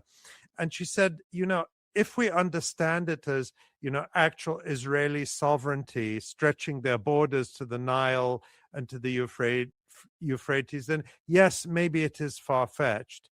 But if we understand it as domination of control, direct or indirect control of these governments, of being able to bomb wherever they want, enter wherever they want, sow chaos wherever they want, then yes, it's very real and it's very close. And I was sort of, here, there's a lot of talk about it. All the governments in the region issued statements, outraged. And my view is that why are you so outraged by a statement more than you're outraged by the reality? And it's a reality that you as regimes have all been assisting. You've all been giving Israel this free hand to do what it wants in the region and working with Israel and the United States against any opposition to it for the most part. So, this is where it gets to when you don't put up any kind of real opposition to it. Mohammed, I'm going to give myself the last word there, although it's wonderful to listen to you. You are full of facts and analysis. You are very thoughtful in how you approach this. People can find you on social media, on Twitter X in particular, where you are extremely prolific and you bring up facts that I don't learn from anywhere else. So I really value what you do. Of course, you are a visiting fellow at the European Council on Foreign Relations, where they sometimes insert editorial words into your articles to make them more palatable to a European audience. and perhaps to funders. This is my analysis. I'm not, you're not responsible for anything I say. That perhaps you wouldn't entirely subscribe to yourself. That's okay. We understand the environment that you're existing in and trying to make an impact and a positive difference in, and we appreciate your efforts doing that, Mohammed. The work you do, the analysis you provide is extremely valuable, and thank you for sharing it with us on the Electronic Intifada live stream. Thank you, Mohammed. Thanks so much for having me.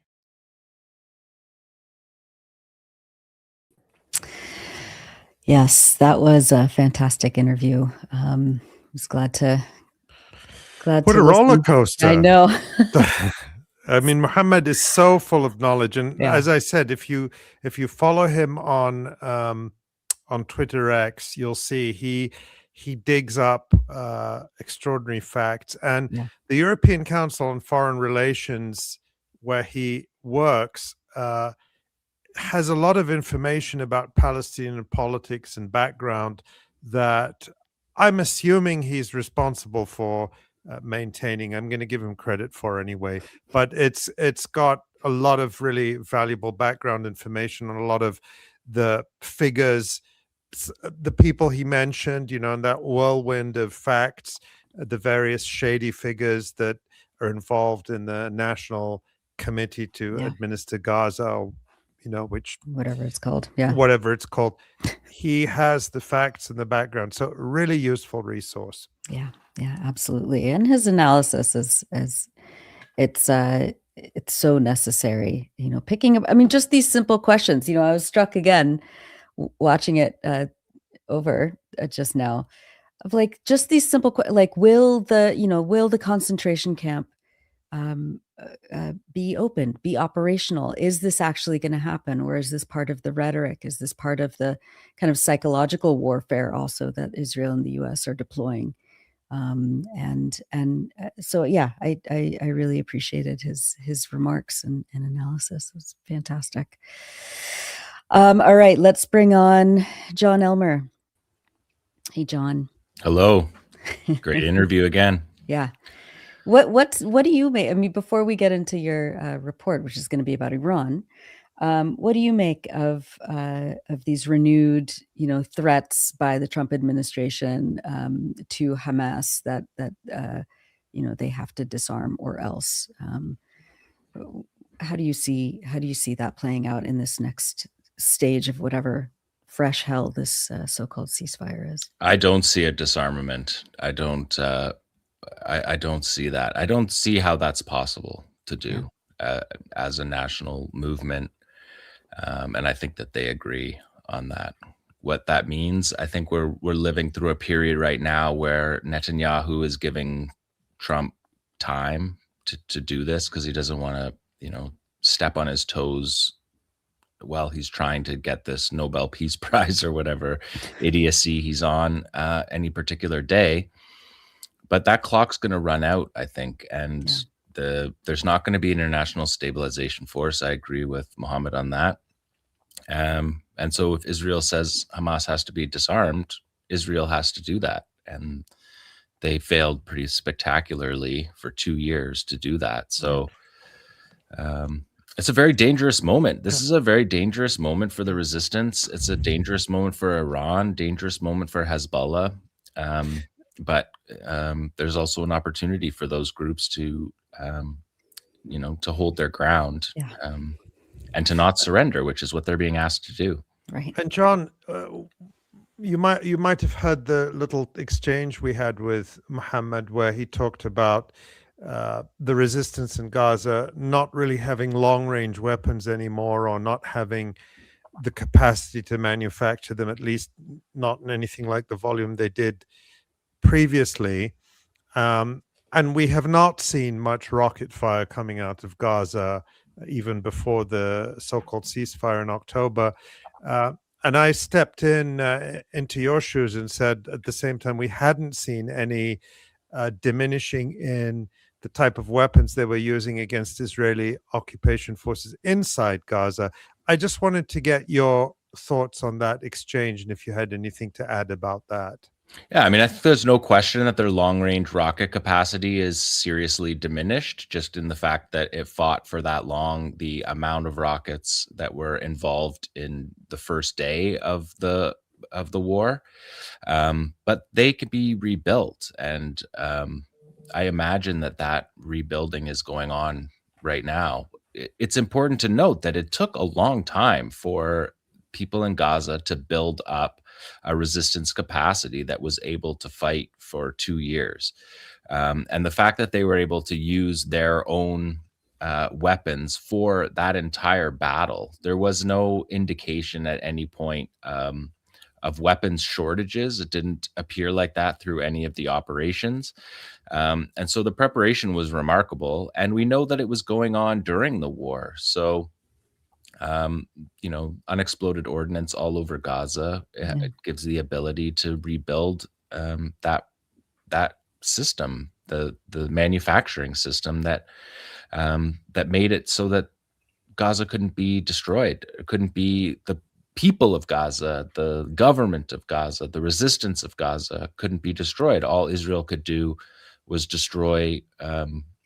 carry out a genocide to destroy the ability for Palestinians to live in the Gaza Strip. But the Gaza municipalities out on the street the first day of the ceasefire, they were all through the war as well.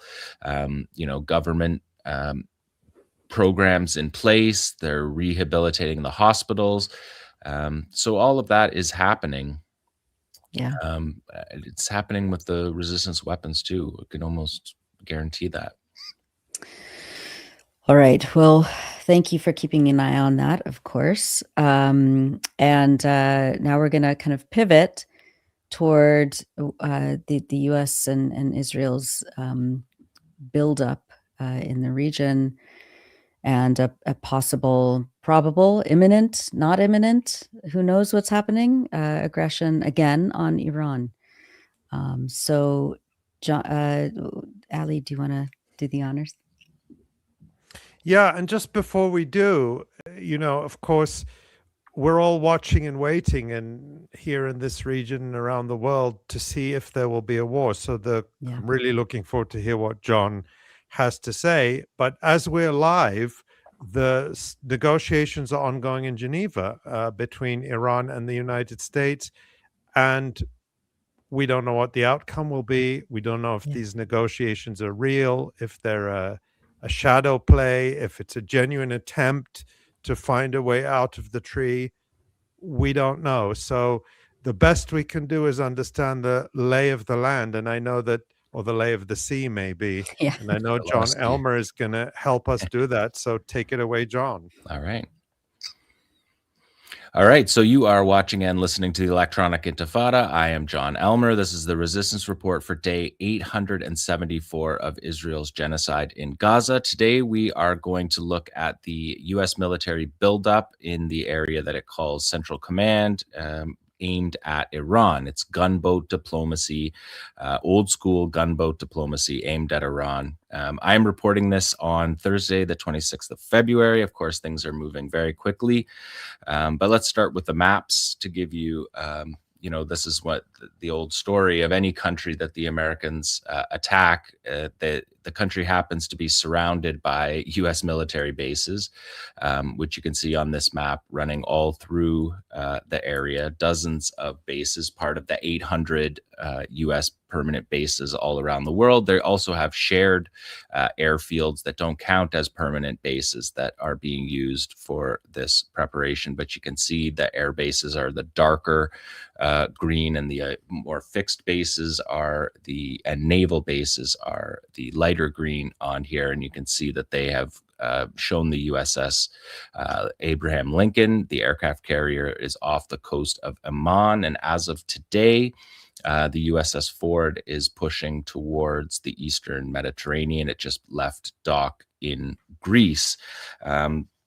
So today, also in Geneva, was the third round of talks, and these talks are, again, they're led by Kushner and Witkoff. They're not they don't have a bunch of experts in tow.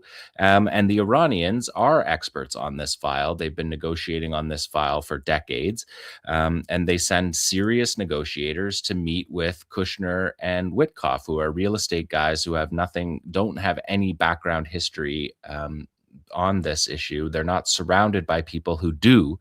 And so we saw today in Geneva them Kushner and 𝐓𝐿𝐿 leave the negotiations to go and do their Ukraine negotiations. And that's the same thing as the Board of Peace. When they're at the Board of Peace, Kushner and 𝐓𝐿𝐿, they came out and did interviews about the attack on Iran. So they've got these balls in the air, juggling them, and have no expertise to do this. So that's the first map. Let's take a look at the second map, which will show you how the military buildup has taken place, largely from continental United States over the Atlantic Ocean into bases in Europe, in Western Europe, in the UK, in Germany, Spain, Italy, and then further over to Greece and Cyprus there you can see, and then numerous major bases in the Middle East, closer to Iran that we saw on the previous map. There's more than 40,000 US troops permanently stationed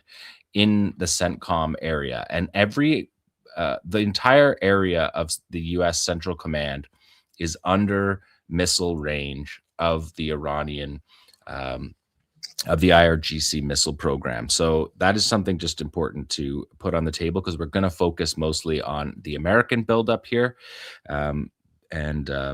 The main focus of the nuclear talks is that the U.S. has a maximalist position, a position that even if they took the most minimum of the U.S. position, it's greater than the maximum position that Iran is willing to accept. So essentially, the U.S. is looking for surrender from the Iranians, surrender of sovereignty, surrender of their military capacity, surrender of their foreign policy.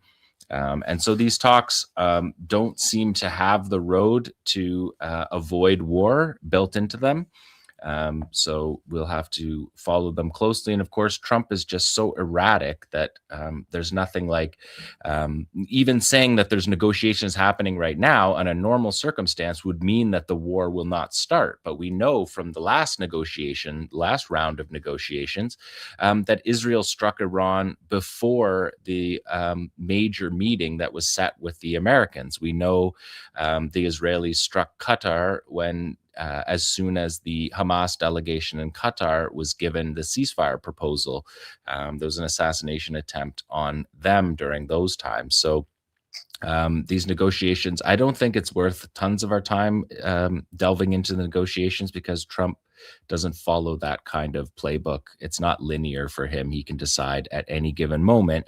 And he seems to have enough people in the U.S. military going along with this, although we know that there's dissenting voices as well, because the possibility of this kind of a war spiraling out of control is real. And what we've seen from the Iranians, there's been 3 operations by the Iranians responding to attacks on them. True Promise 1 was in April 2024. True Promise number 2 was October 2024.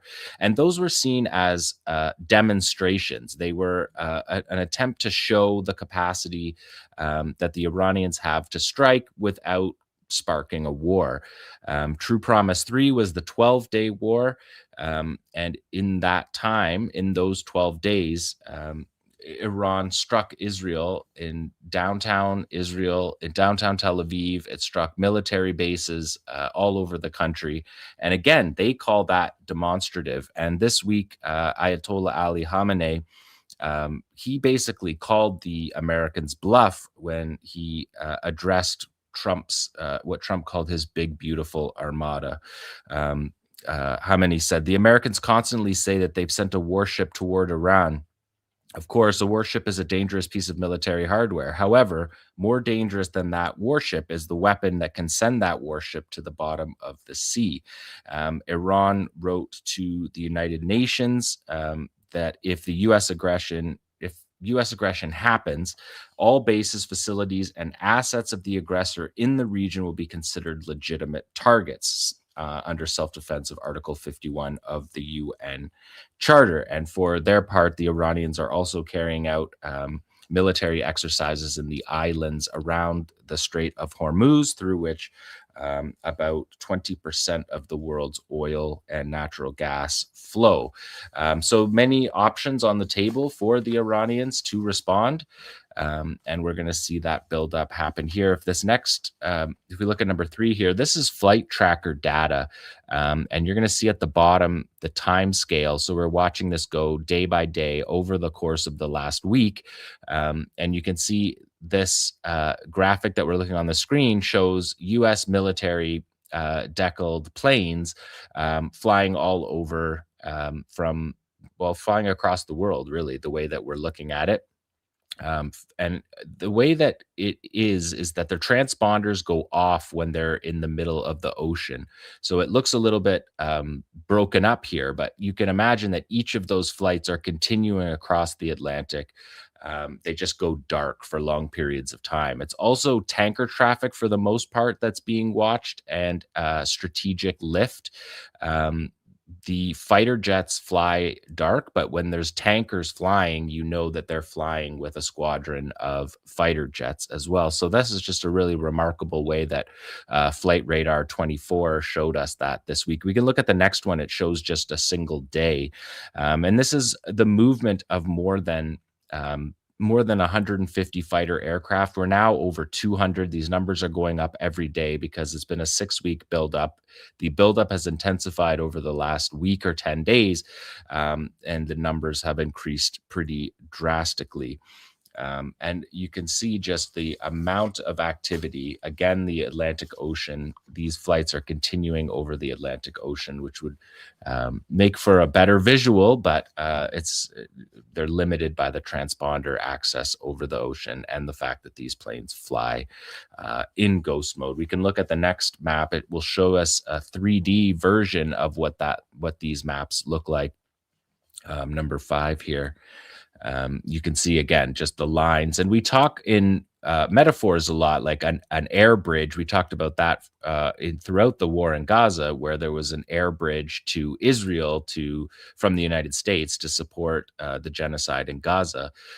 But when you look at the way that this is graphed, you can see those purple and pink lines flying across the ocean, setting up, going into Europe, where they refuel, and then they go from those bases down into the bases in the Middle East, which you can see perfectly there across the screen as a literal air bridge. And that is how these military assets are being put into place. The largest military buildup that we have seen since before the war in Iraq in 2003. So we've also never seen this level of buildup before without there being a war. We've also never had Trump before, so that might not hold. But in any other time, if you see this much military buildup, you can expect a war to follow. If we look on the next screen, we can see what happens here when these planes land. This is 𝐓𝐡𝐞 𝐄𝐥𝐞𝐜 base in Jordan. This has become a key strategic hub for the war. It's also in central Jordan, right, basically acts as a shield for Israel. 𝐓𝐡𝐞 𝐄𝐥𝐞𝐜 was a Jordanian pilot who was killed in battle against the Israelis in 1966. So to see this airfield being used today by the Americans and the Israelis to prepare for this war has a bit of history to it. We're looking here on the from satellite images. These came from Reuters and the New York Times, showing 66 plus warplanes, 3 times the number that are normally stationed at this base. And over the last, over a 5-day period last week, there was 68 heavy lift, like the largest cargo planes on Earth, taking supplies into this base. And so we've seen that. This is a satellite image. We can see the next one. We can see it up closer, the next couple. And you can see the F-35s there on the base in Jordan. This base has now been overflowing with assets, and so the Americans are moving to other bases in Jordan, multiple other bases in Jordan. There again, you see the F-35s, and these are only the ones that are out on the runway.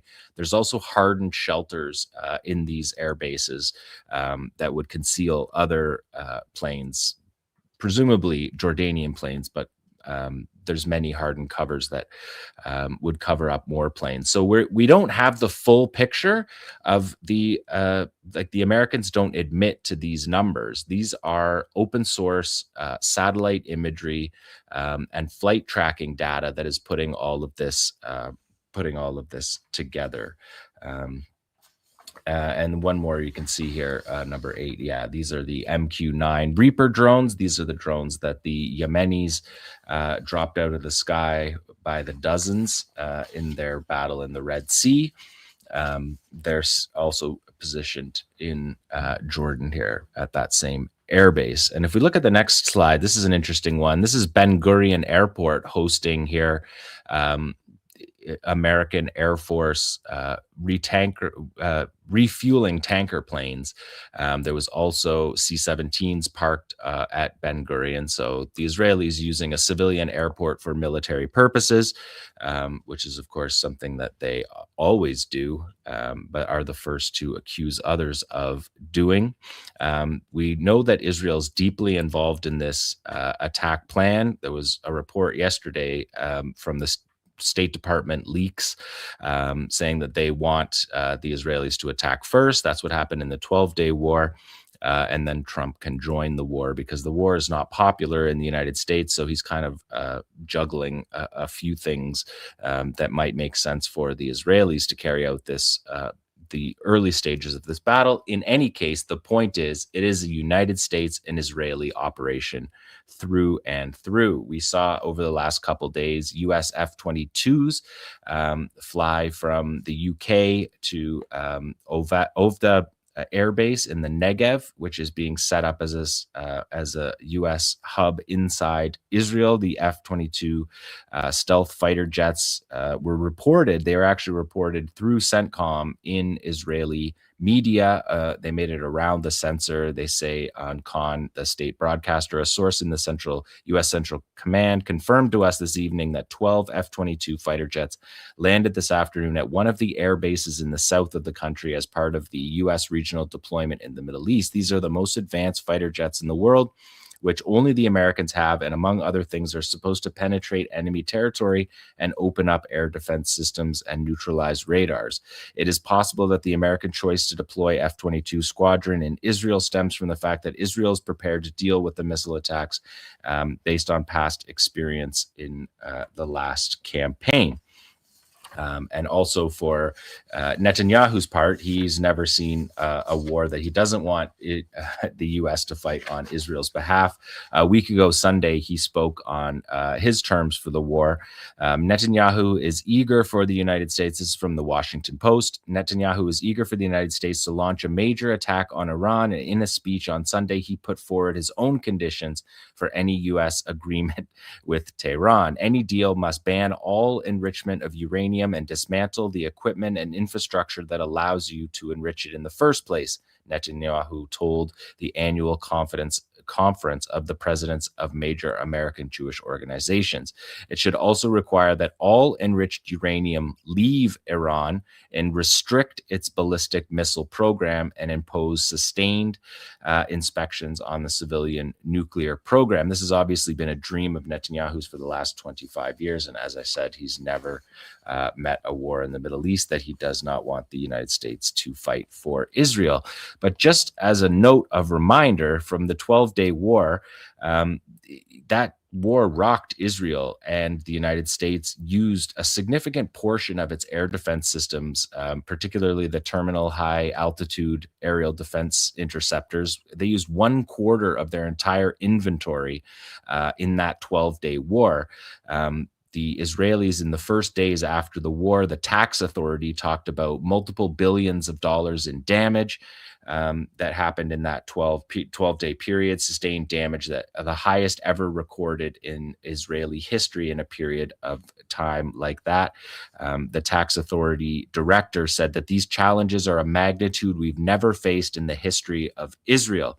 So that was only for the 12-day war. And Wall Street Journal reports upwards in some days of $200 million in air defense assets used during that battle. So a prolonged war between Iran and Israel and the United States puts all of the United States assets in the region in range, and it puts Israel in the place that we saw it last summer during that 12-day war, where they didn't want that war to continue at all. And Israeli newspapers are talking about hysteria within Israel of traumatized people from that war. We're taking a look at the next slide because those were aerial assets brought over, but of course we also have the naval assets. And this is the USS Abraham Lincoln. It is off the coast of Oman in the Arabian Sea. It's about 700 kilometers off the coast to get it out of range of anti-ship ballistic missiles and anti-ship cruise missiles. We saw that with the Yemen war as well. So these, the aircraft carrier itself, it holds about 90 aircraft, F-18s, F-35s, a bunch of helicopters, and a bunch of electronic warfare planes.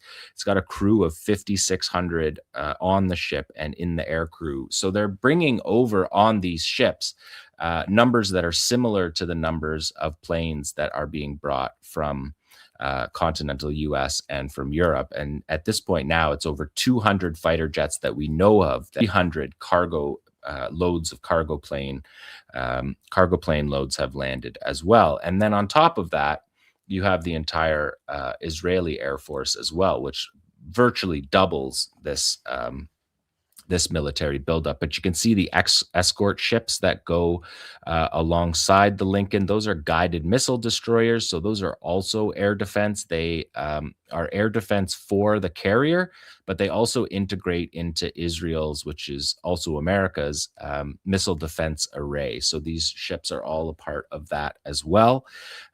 We can look at the next one is the USS Ford. USS Ford was just in Venezuela. They were part of the operation to kidnap Maduro from Venezuela and to oversee the attacking of random boats that are called drug boats, but we have no evidence of any of that given so far. This ship, the Ford, it was in Europe for its deployment. The Trump administration called it back from Europe to carry out the Venezuela operation, which extended its time. And when it was in Venezuela, off the coast of Venezuela, it was their time at sea was extended again, and had them sail back across the Atlantic. And we saw it pass through the Straits of Gibraltar and this is into the Mediterranean Sea on Friday. And again, this is a $13 billion aircraft carrier, 4,500 sailors. It's been at sea since the 24th of June, 2025, far beyond the normal 6-month deployments. And it carries as well F-18s, F-35s, electronic warfare planes as well. And it has 5 escort ships that you see here. So a significant naval force as well. And just a note on the USS Ford, it has had serious problems with its toilet systems that have been overflowing, and that has been a consistent something consistent with this carrier since at least March of last year. So the sailors themselves are talking to American media about being, stretched to their limits, wanting to quit being in the Navy because of these assignments, and trying to get their toilets fixed. So they have a bit of a side story going on with the USS Ford. The Ford pushed off from Greece today, heading to further east to the Mediterranean, which will put these ships well within range of Hezbollah's anti-ship missiles should this war become a regional war. We can see in these next few slides how we knew that the aircraft carrier, which flies dark, it flies in what's called ghost mode, sails in ghost mode. But you have here, this is a bird photographer on the Strait of Gibraltar who saw the USS Ford enter in and pass through the Straits of Gibraltar. What you're seeing there, you can see Quetta and Morocco in the background there, and the helicopter flying over it. That's a photograph by David Parody. We can see another one as well here, again with the background. Massive ship. And so this research is all being done through various methods, through flight tracking, through photographers who happen to see these ships. The footage that I showed you of the military assets at Ben Gurion Airport was taken out the window of a plane that someone saw. So putting together all of this information is remarkable, and it's something that is only could have been done in recent years with the development of flight tracking and whatnot. We got another one slide here from up closer. You can see the helicopters, and you can see it's bristled right out. That's all the fighter jets that are on the deck there. There's like 75 odd that are ready to be deployed at any moment. So again, these ships are doubling what's already doubling the carrier presence that was already there. And that's a look at one of the escort ships, the guided missile destroyers. So interesting to mix these two, the flight tracking radar and just humans taking pictures. So let's take a look at number 16. You can see the assets spread out here. These are the number of assets that have been deployed so far. Again, the numbers are increasing. You see the numbers of fighter jets, more than 200. That shows the ships on the bottom there that you're seeing. Those are Tomahawk cruise missiles that were used in the 12-day war to attack Iranian nuclear sites, but you can see what their loadout is on those destroyers, guided missile destroyers that carry these Tomahawk land attack cruise missiles. So really bristling with a war posture, no other way to describe that. We're going to listen to a clip here in a moment from the United States Air Force Central Command Chief of Weapons and Tactics, Major Claire Randolph, who talks about the complexity of maintaining operational security during Operation Midnight Hammer, where she was weapons and tactics officer during that 12-day war. A few weeks ago, she gave this presentation to the Mitchell Institute for Aerospace Studies that had a panel of Americans that were involved in the Midnight Hammer operation in June of last year to target Iranian nuclear sites. And she talks about some of the challenges of these buildups and executing the war plan. Let's listen to that, number 17. I think a couple of critical challenges specifically for this mission included the major engineering challenge, which General 𝐓𝐻𝐿 already talked about. Then we had the force packaging challenge, which is the job. So that wasn't an unforeseen challenge, but it is really complex to do it over effectively a day and a half period.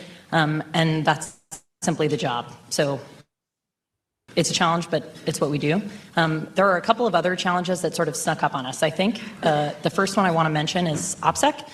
We talked just now in the last panel about blue AI capabilities, but we didn't spend a lot of time talking about adversary AI capabilities or even civilian AI capabilities. I mean, you've got Twitter feeds of randos that are just studying where our airplanes go and publishing it, consolidating it. Like if U.S. analysts did some of that, we would consider it secret or maybe even top secret. But that stuff is just allowed on the open internet. So operational security, especially when you're talking about a transnational movement with hundreds of aircraft, is really, really difficult to conceal. So OPSEC is a really big concern. So again, operational security is a big concern because of everything that I've shown you here on this show. So she says that the gist of what she says is that if military analysts did what we have presented on this show today, it would be considered top secret, classified material. But as it is, there's people all over the world tracking this 24/7, tracking this material and putting it out there. And that is what she considered a major concern to come out of Midnight Hammer. This presentation was weeks before the buildup in Iran, so she definitely was present in what the challenges are for the U.S. military. And one more, just the coup de grace here is 𝐓𝐡𝐞 on the sidelines of the Board of Peace meeting that we showed you in the previous interview with Mohammed Shehada, that he left the Board of Peace, went over for this interview with Fox News with Laura Trump, who just got a job on Fox News, and she interviews 𝐓𝐡𝐞 about Iran. So let's listen to that. That's Stephen 𝐓𝐡𝐞 you'll hear next. We have red lines here from the U.S. How about over with Iran? The president asked me that this morning, and I don't want to use the word frustrated. It's almost because he understands he's got plenty of alternatives. But it's curious. He's curious as to why they haven't, I don't want to use the word capitulated, but why they haven't capitulated. Why under this sort of pressure, with the amount of sea power, naval power that we have over there, why they haven't come to us and said, we profess that we don't want a weapon, so here's what we're prepared to do. And yet it's hard to sort of get them to that place. Well, there's that. So that's the one thing about not having a diplomat be a diplomat, is he's not diplomatic. He comes out straight out and says, my boss, Trump, is frustrated that the Iranians don't look at our power and surrender and just give up. He doesn't understand resistance or sovereignty. And I think that 𝐓𝐡𝐞 captured that really well. Trump expected to send this big, beautiful armada, surely the biggest armada ever, sends it over, and expects everybody to just lie down and to give up their country, their sovereignty. And he's frustrated that didn't happen and is not happening. And in fact, the Iranians are speaking stronger than they have at any point previously when they have been threatened. So we will obviously stay on top of this story, but for this week, this has been the Resistance Report for day 874 of Israel's genocide in Gaza. Thank you so much for that, John. All those Twitter randos tracking the big, beautiful armada is really putting a wrench in the spokes of their operational security. US imperialism. Yeah, and the operational security. Yeah, well, we know where every single plane is. They're showing satellite. I mean, even their newspapers, they're normally aligned newspapers, are showing the sites. I mean, obviously the Iranians have access to this as well. So it is an operational security challenge, but it got worse this time than the previous time for them. Yeah, no kidding. Well, in the last, I don't know what that was, half hour, Ali, have there been any further developments in terms of these so-called talks?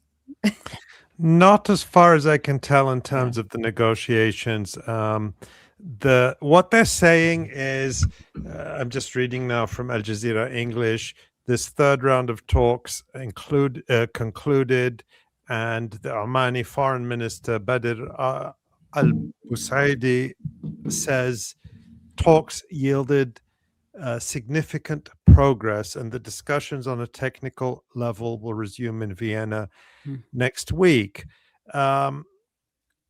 So it's really hard to read, because if they're talking about just the nuclear issue, then they could reach an agreement, because Iran is willing to reach an agreement on that.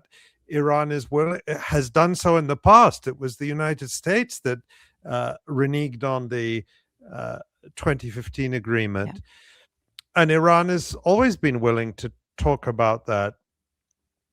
The question is whether the broader issues, the US will insist on them, where it's impossible to see any room for a significant compromise. The United States is saying Iran can't have ballistic missiles. We had Secretary of State Marco Rubio earlier today claiming that Iran is developing intercontinental ballistic missiles, which could reach the United States, and upping the ante there. The United States has also been talking about Iran having to give up its regional alliances, its alliances with Hezbollah, with Hamas, with other resistance groups across the region, that Iran has to actually disarm, give up its the missiles it has. These are obviously non-starters, and Iran would be committing suicide if it agreed to any of them.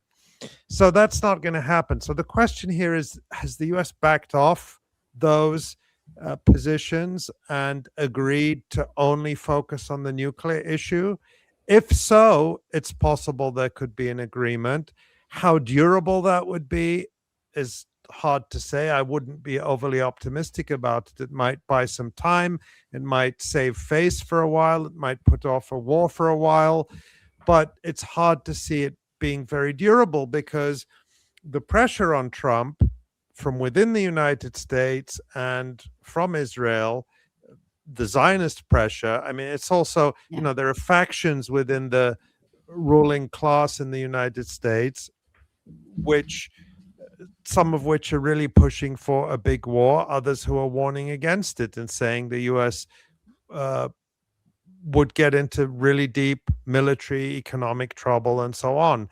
So it's hard to say. One little piece of information that just came out in the last day or so, in fact, yesterday, is that KLM, the Dutch airline, said on Wednesday, I'm reading from Reuters here, that it is temporarily suspending flights between Amsterdam and Tel Aviv as of March 1st.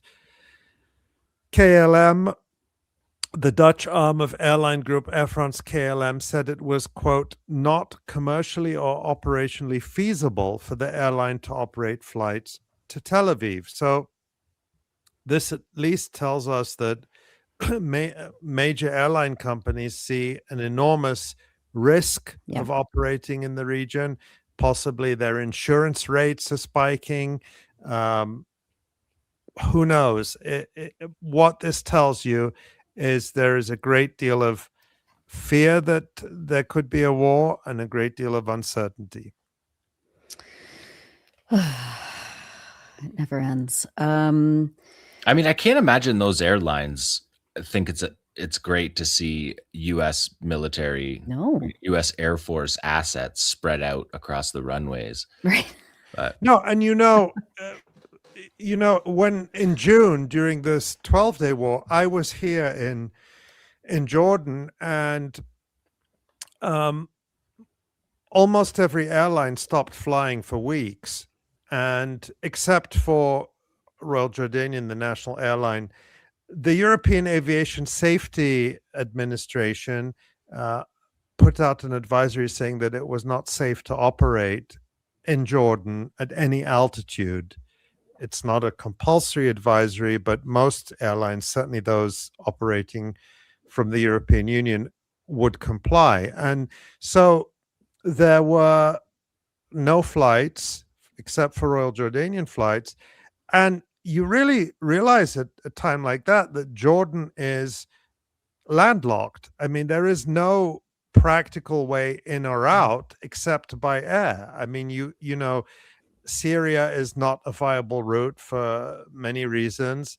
There is a sea route through Egypt, but it's very long. You can go from Aqaba and take a ferry to Nuweiba, and then you have to get across the Sinai.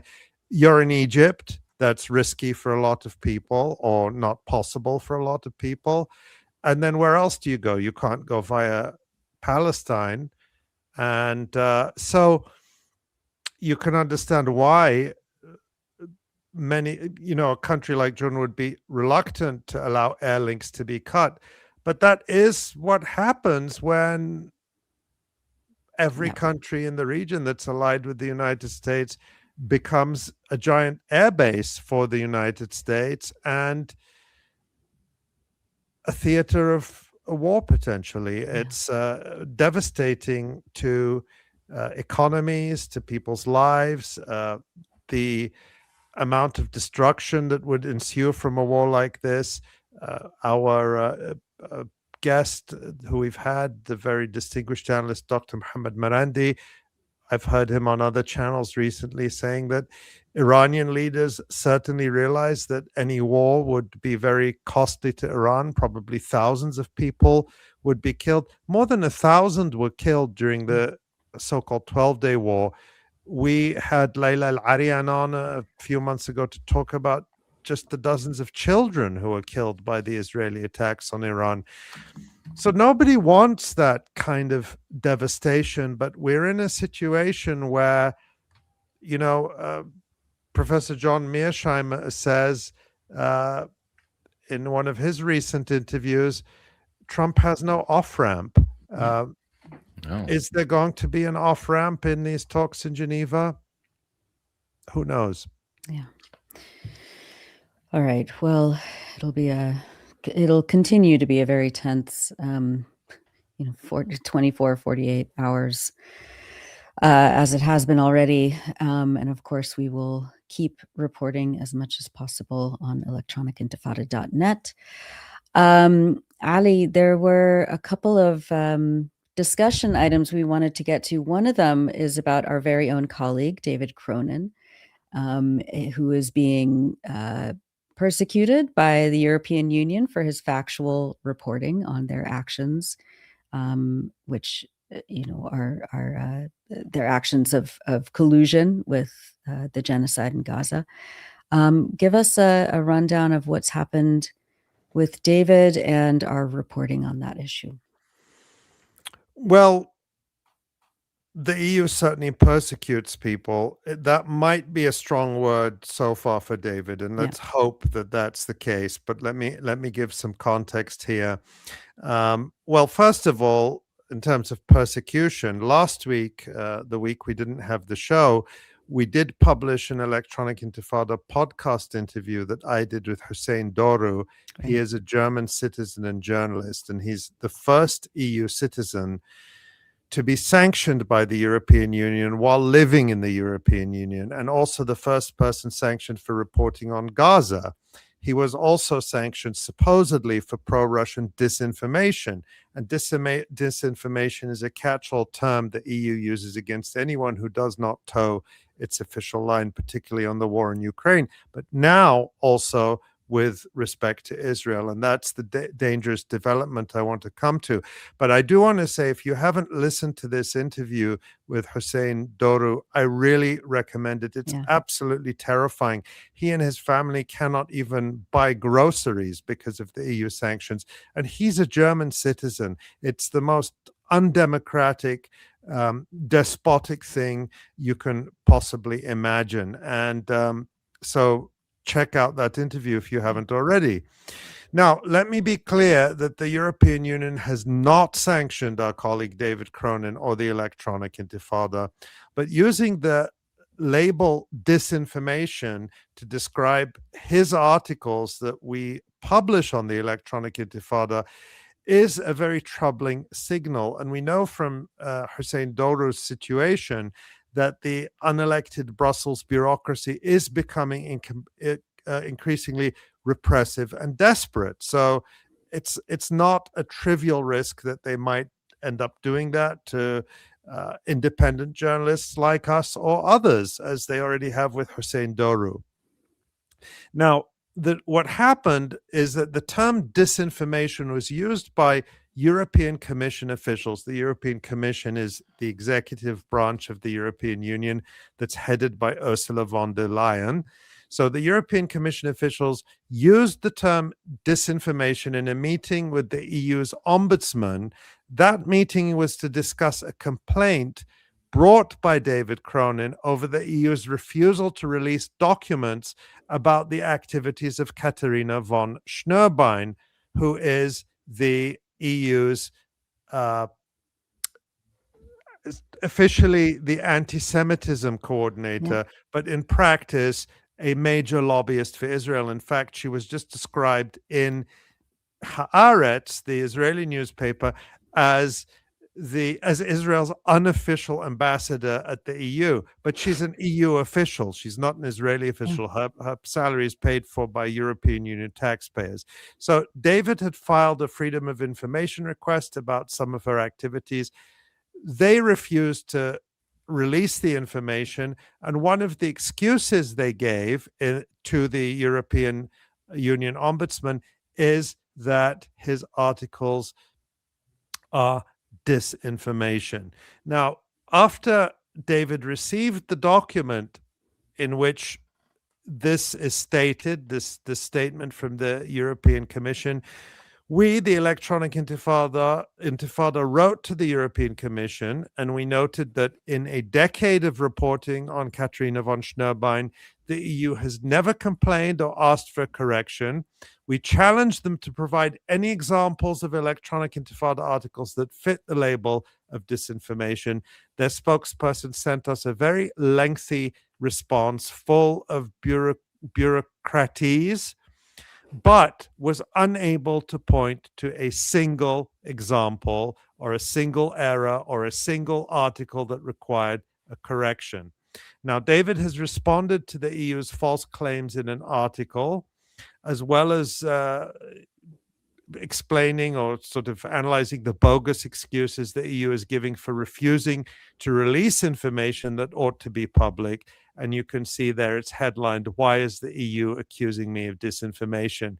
David writes, quote, "I refuse to be silenced or intimidated by Katharina von Schnurbein or any other EU representative. If they keep on accommodating Israel's crimes, then I will continue to chronicle how they do so." And I just want to say, on behalf of the Electronic Intifada and all of David's colleagues at the Electronic Intifada, and I'm sure many of our viewers and listeners, we are standing fully behind you. We stand by your journalism. We defend it, and we will defend absolutely our right to freedom of speech and our right to do journalism free from intimidation by the European Union or any other government. Amen to that. Thank you so much, Ali. And you can go to electronicintifada.net to read David's excellent post detailing what's happening there, and how he will also continue to defend his own work and the work of his colleagues here at EI. Speaking of repression, let's move westward over to what's happening in the UK. There's a new report by the European Legal Support Centre on repression, specifically in Britain. Ali, you had a chance to look through this report. Give us the thumbnail of what we're dealing with here. Yeah, thanks, Nora. Yeah, it's a very important report. And just so people know, the European Legal Support Centre, or ELSC, calls itself the first and only independent organization defending and empowering the Palestine solidarity movement across Europe through legal means. It's an organization that takes legal action, that does research. We may have mentioned on previous shows, for example, they represented the British Palestinian surgeon, Dr.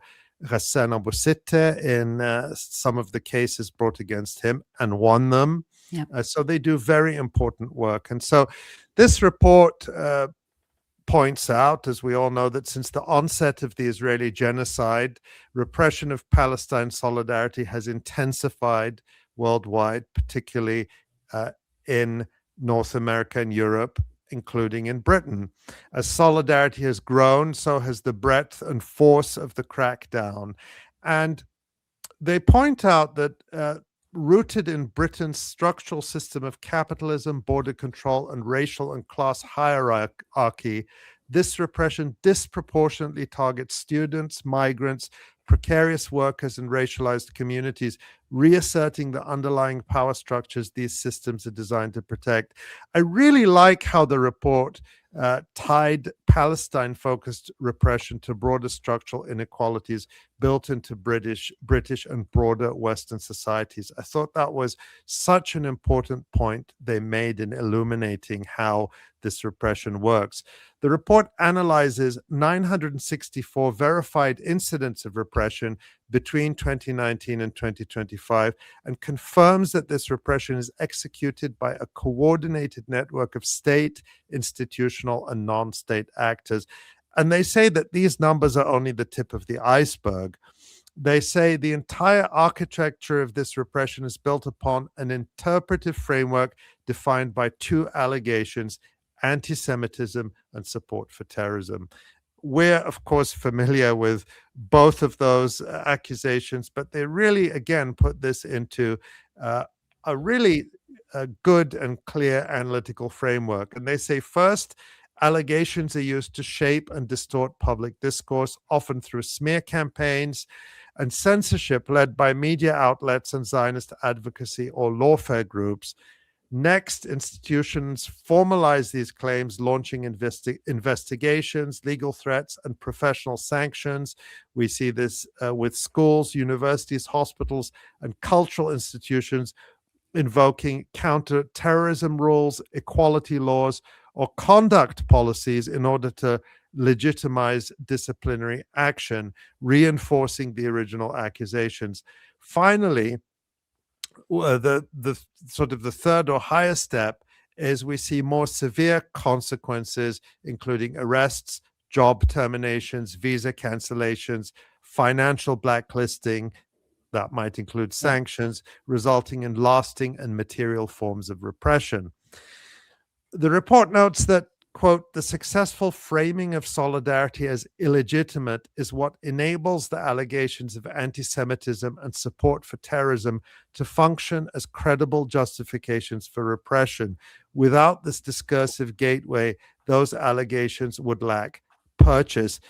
That sounds a little bit academic, but what it means in practice is that things are turned on their head. So the anti-racist becomes the racist in this framework. The person who is opposing genocide and killing of civilians becomes the terrorist or the supporter of terrorism. So it's really about reversing things. The perpetrator committing the genocide becomes the victim. Yes. Those who support the genocide become the vulnerable people whose feelings need to be protected, not the victims of the genocide or their relatives who might be living in Britain or other Western societies. There's a lot of analysis in this report, and just summarizing, activists and organizers face the most direct repression, primarily through arrests, police intervention, surveillance, and harassment, designed to disrupt organizing and instill fear. But also public sector workers, including healthcare staff, encounter workplace discipline and legal threats. And we've seen many examples of that too. Artists and cultural workers are targeted through event cancellations and smear campaigns to control public narratives. This cross-sector strategy, according to the report, divides repressive efforts, aiming to weaken solidarity from political education to cultural expression and public mobilization, silencing a much broader public. And although this report is focused on Britain, you can really take this template and apply it in order to understand what's happening in Germany, in France, in the US, in Canada, in Australia, all over the West. And in the UK, but you can again find analogies to this in other countries. Repression is enforced through the Terrorism Act 2000, criminalizing Palestine solidarity via proscription. That means banning, such as happened with Palestine Action.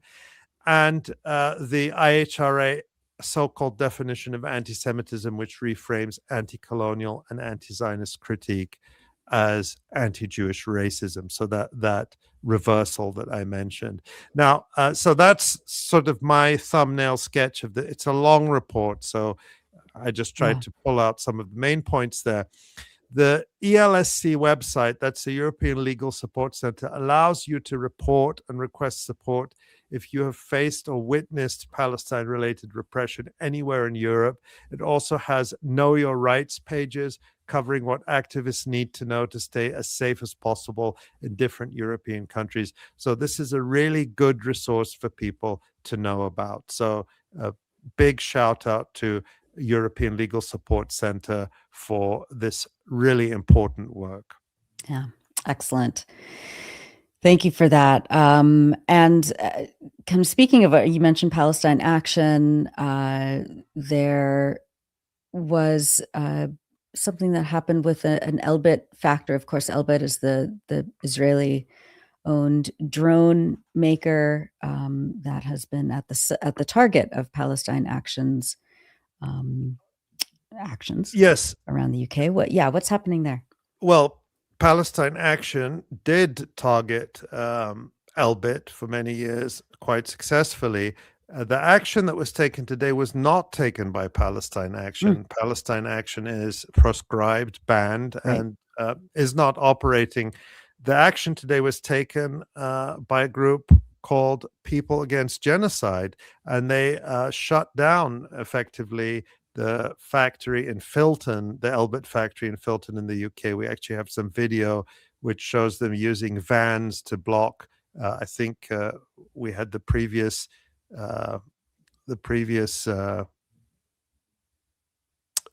video. I'm not sure if we already showed it. There we go. Of the vans blocking the entrance to the 𝐓𝐴𝐷 factory in Filton. So this happened this morning by a group called People Against Genocide. Now, yesterday, one of Shehada Amouri, one of the founders of Palestine Action, tweeted the following. She pointed out that the Home Secretary, that's the Interior Minister in the UK, Shabana Mahmood, has been given permission to appeal the decision, which was handed down by the High Court earlier this month, which ruled that the government ban on Palestine Action is illegal, unlawful. And so even though the High Court ruled that the ban is unlawful, it's still being enforced pending this appeal. So it's this weird legal situation where the High Court said the ban is illegal, but it's still in place. And that's what Shehada Amouri is pointing out.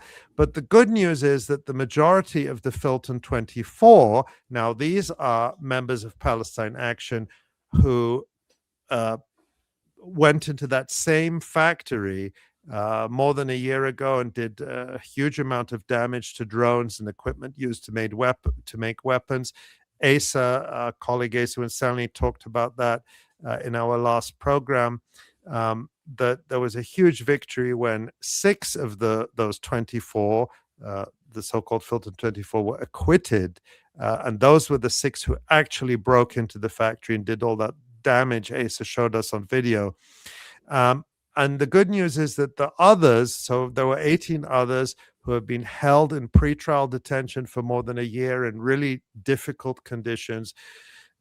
They have now been released on bail and reunited with their families, all except 2 of them.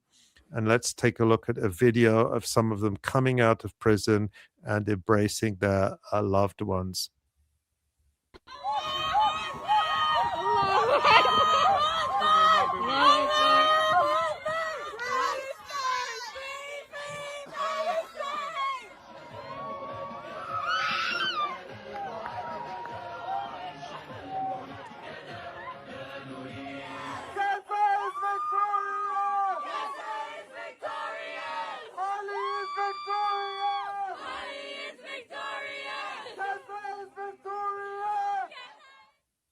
Oh, that makes me very emotional.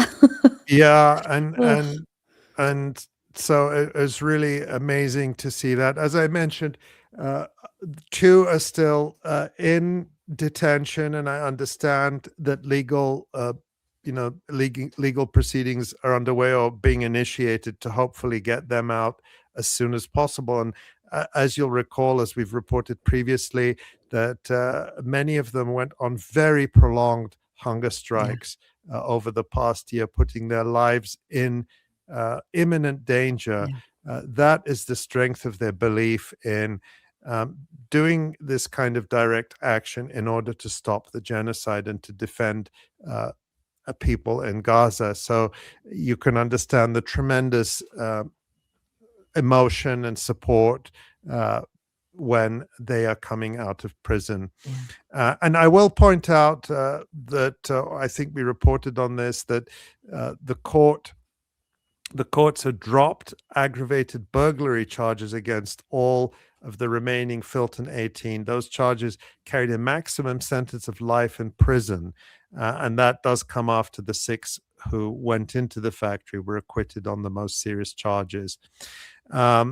Finally, I want to point out, just shifting now across the Atlantic, I want to point to this tweet from Representative Congresswoman Rashida Tlaib, drawing attention to 𝐓𝐡𝐞 𝐄𝐥𝐿.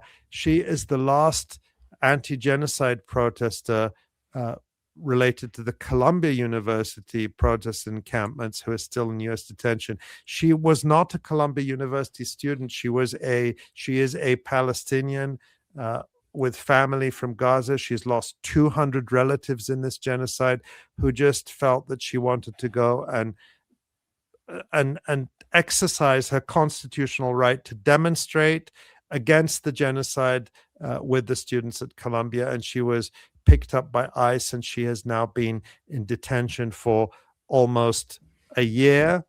And she was recently hospitalized. We reported on that recently, very seriously ill, according to family members who were able to visit her and her legal team. And Rashida Tlaib there says this is 𝐓𝐡𝐞's second Ramadan in a cage. Why? They didn't like her advocacy for Palestinian human rights. Her mother is a U.S. citizen, and her daughter, 𝐓𝐡, was recently hospitalized.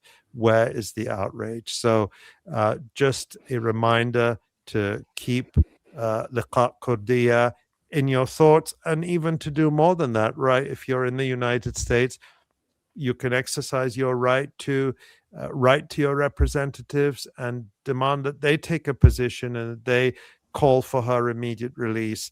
And we just need to keep her in mind and not let her be forgotten. She needs to be out and reunited with her family. She's done nothing wrong.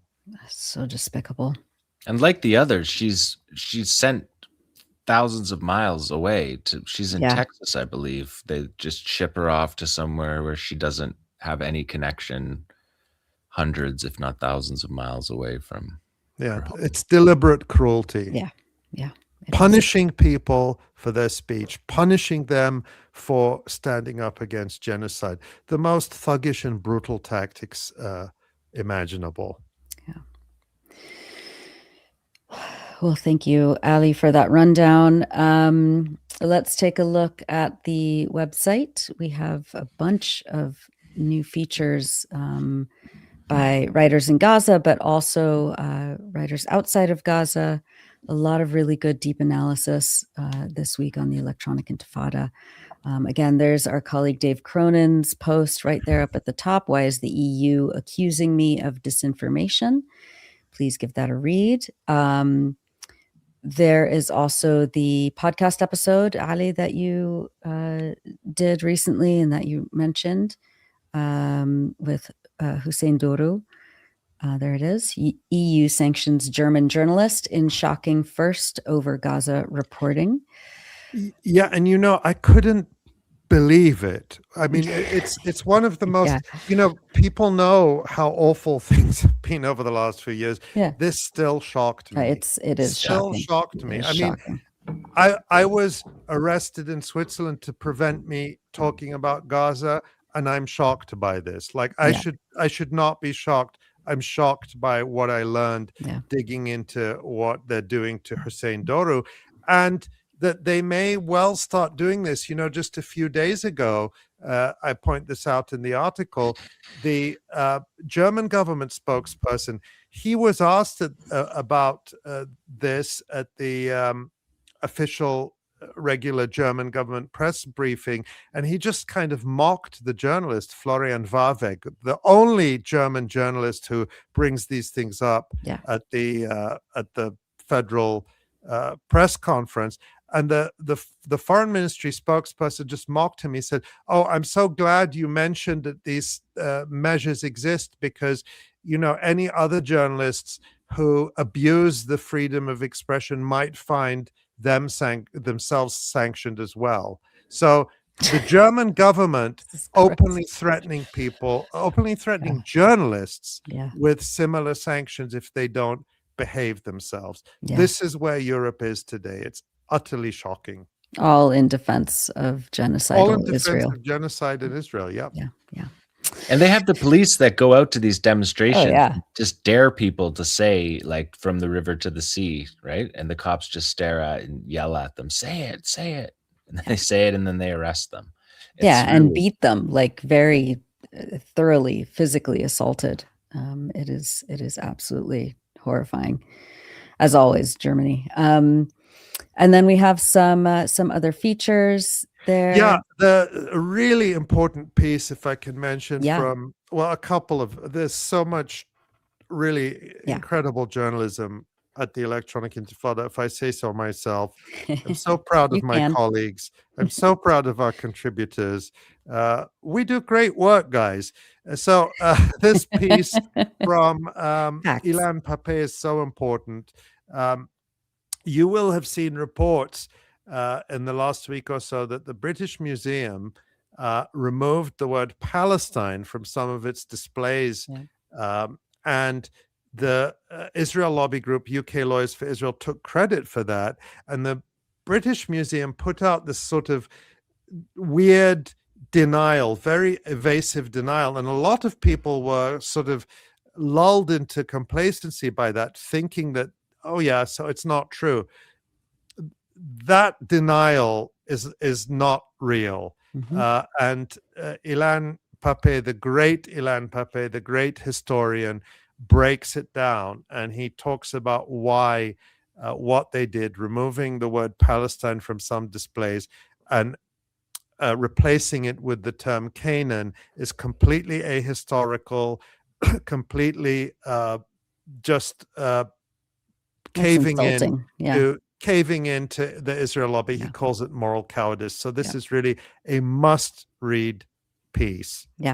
And as we mentioned right after the news report, we were talking about the Great Omari Mosque in Gaza City, and how, you know, it's been used as a mosque for 1400 years, and it was, you know, built on top of other temples and other sacred sites for millennia before then. And you said you wanted to say something about Ilan Pappé's analysis of how Palestinians have stewarded that land for immemorial. It's just, this piece gives such context for that, because, you know, Zionism's claim is that the land was always Jewish and nobody else was there, and it has no other history.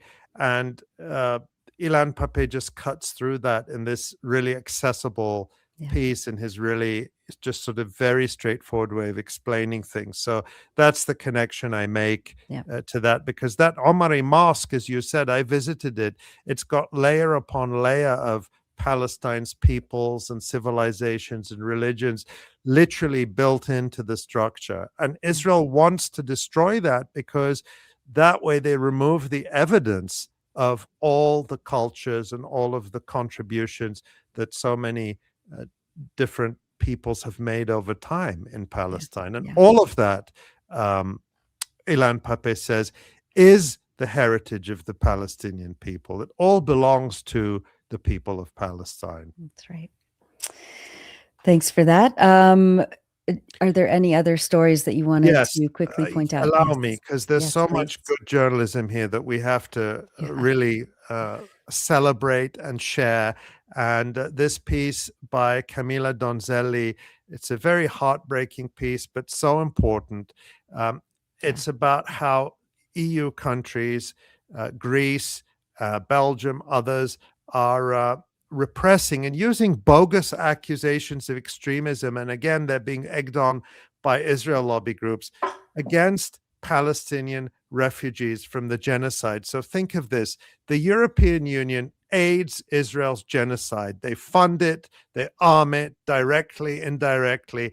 And then those Palestinians who are able to escape from the genocide arrive in Europe and then are persecuted by the same European governments who funded the destruction of their homeland and the extermination of so many of the people in their communities. So this is important because, you know, people in Europe are saying, well, what can we do? How can we help? yes, going out on demonstrations, being visible is incredibly important, but also standing up to these kinds of abuses by European governments, and joining efforts to defend refugees against this government persecution because they're Palestinian is extremely important as well. It's not just Trump and ICE. Right. Nobody in Europe should feel good about themselves when they look at Trump and ICE. That's right. Thank you. And then there's, of course, The Epstein the piece. Epstein Did we talk piece, about a that? long Yeah. analysis. Yeah. Well, very interesting. Jim DeBross has written really interesting pieces for us.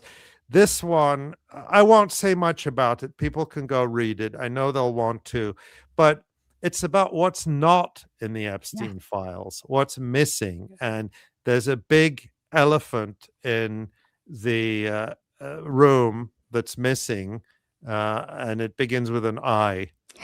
So, but Jim DeBross lays it all out. You mean Epstein wasn't a Russian spy or asset? Well, you'll have to read the piece and find out. You'll have to read it and find out. And so much else, including this really amazing piece by Hassan Abu Qamar about how we keep saying, it's important for us to be careful in our language because we keep saying that all of Gaza's universities have been destroyed. Yeah. That's true if you talk about the physical infrastructure. But what Hassan Abu Qamar highlights is that the universities themselves are continuing to teach and continuing to find ways to reach their students, set up temporary classrooms, and they have done that throughout the genocide.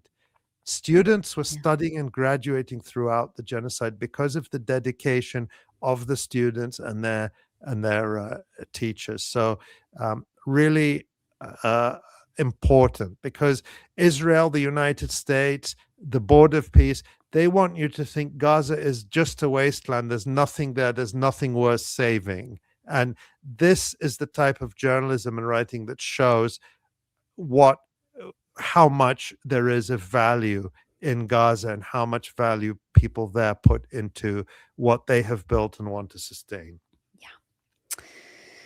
Thank you so much. All right. Well, with that, Ali, who are the people that we want to thank specifically this week? Well, I want to thank absolutely everybody who watches, who work, who's here week in, week out.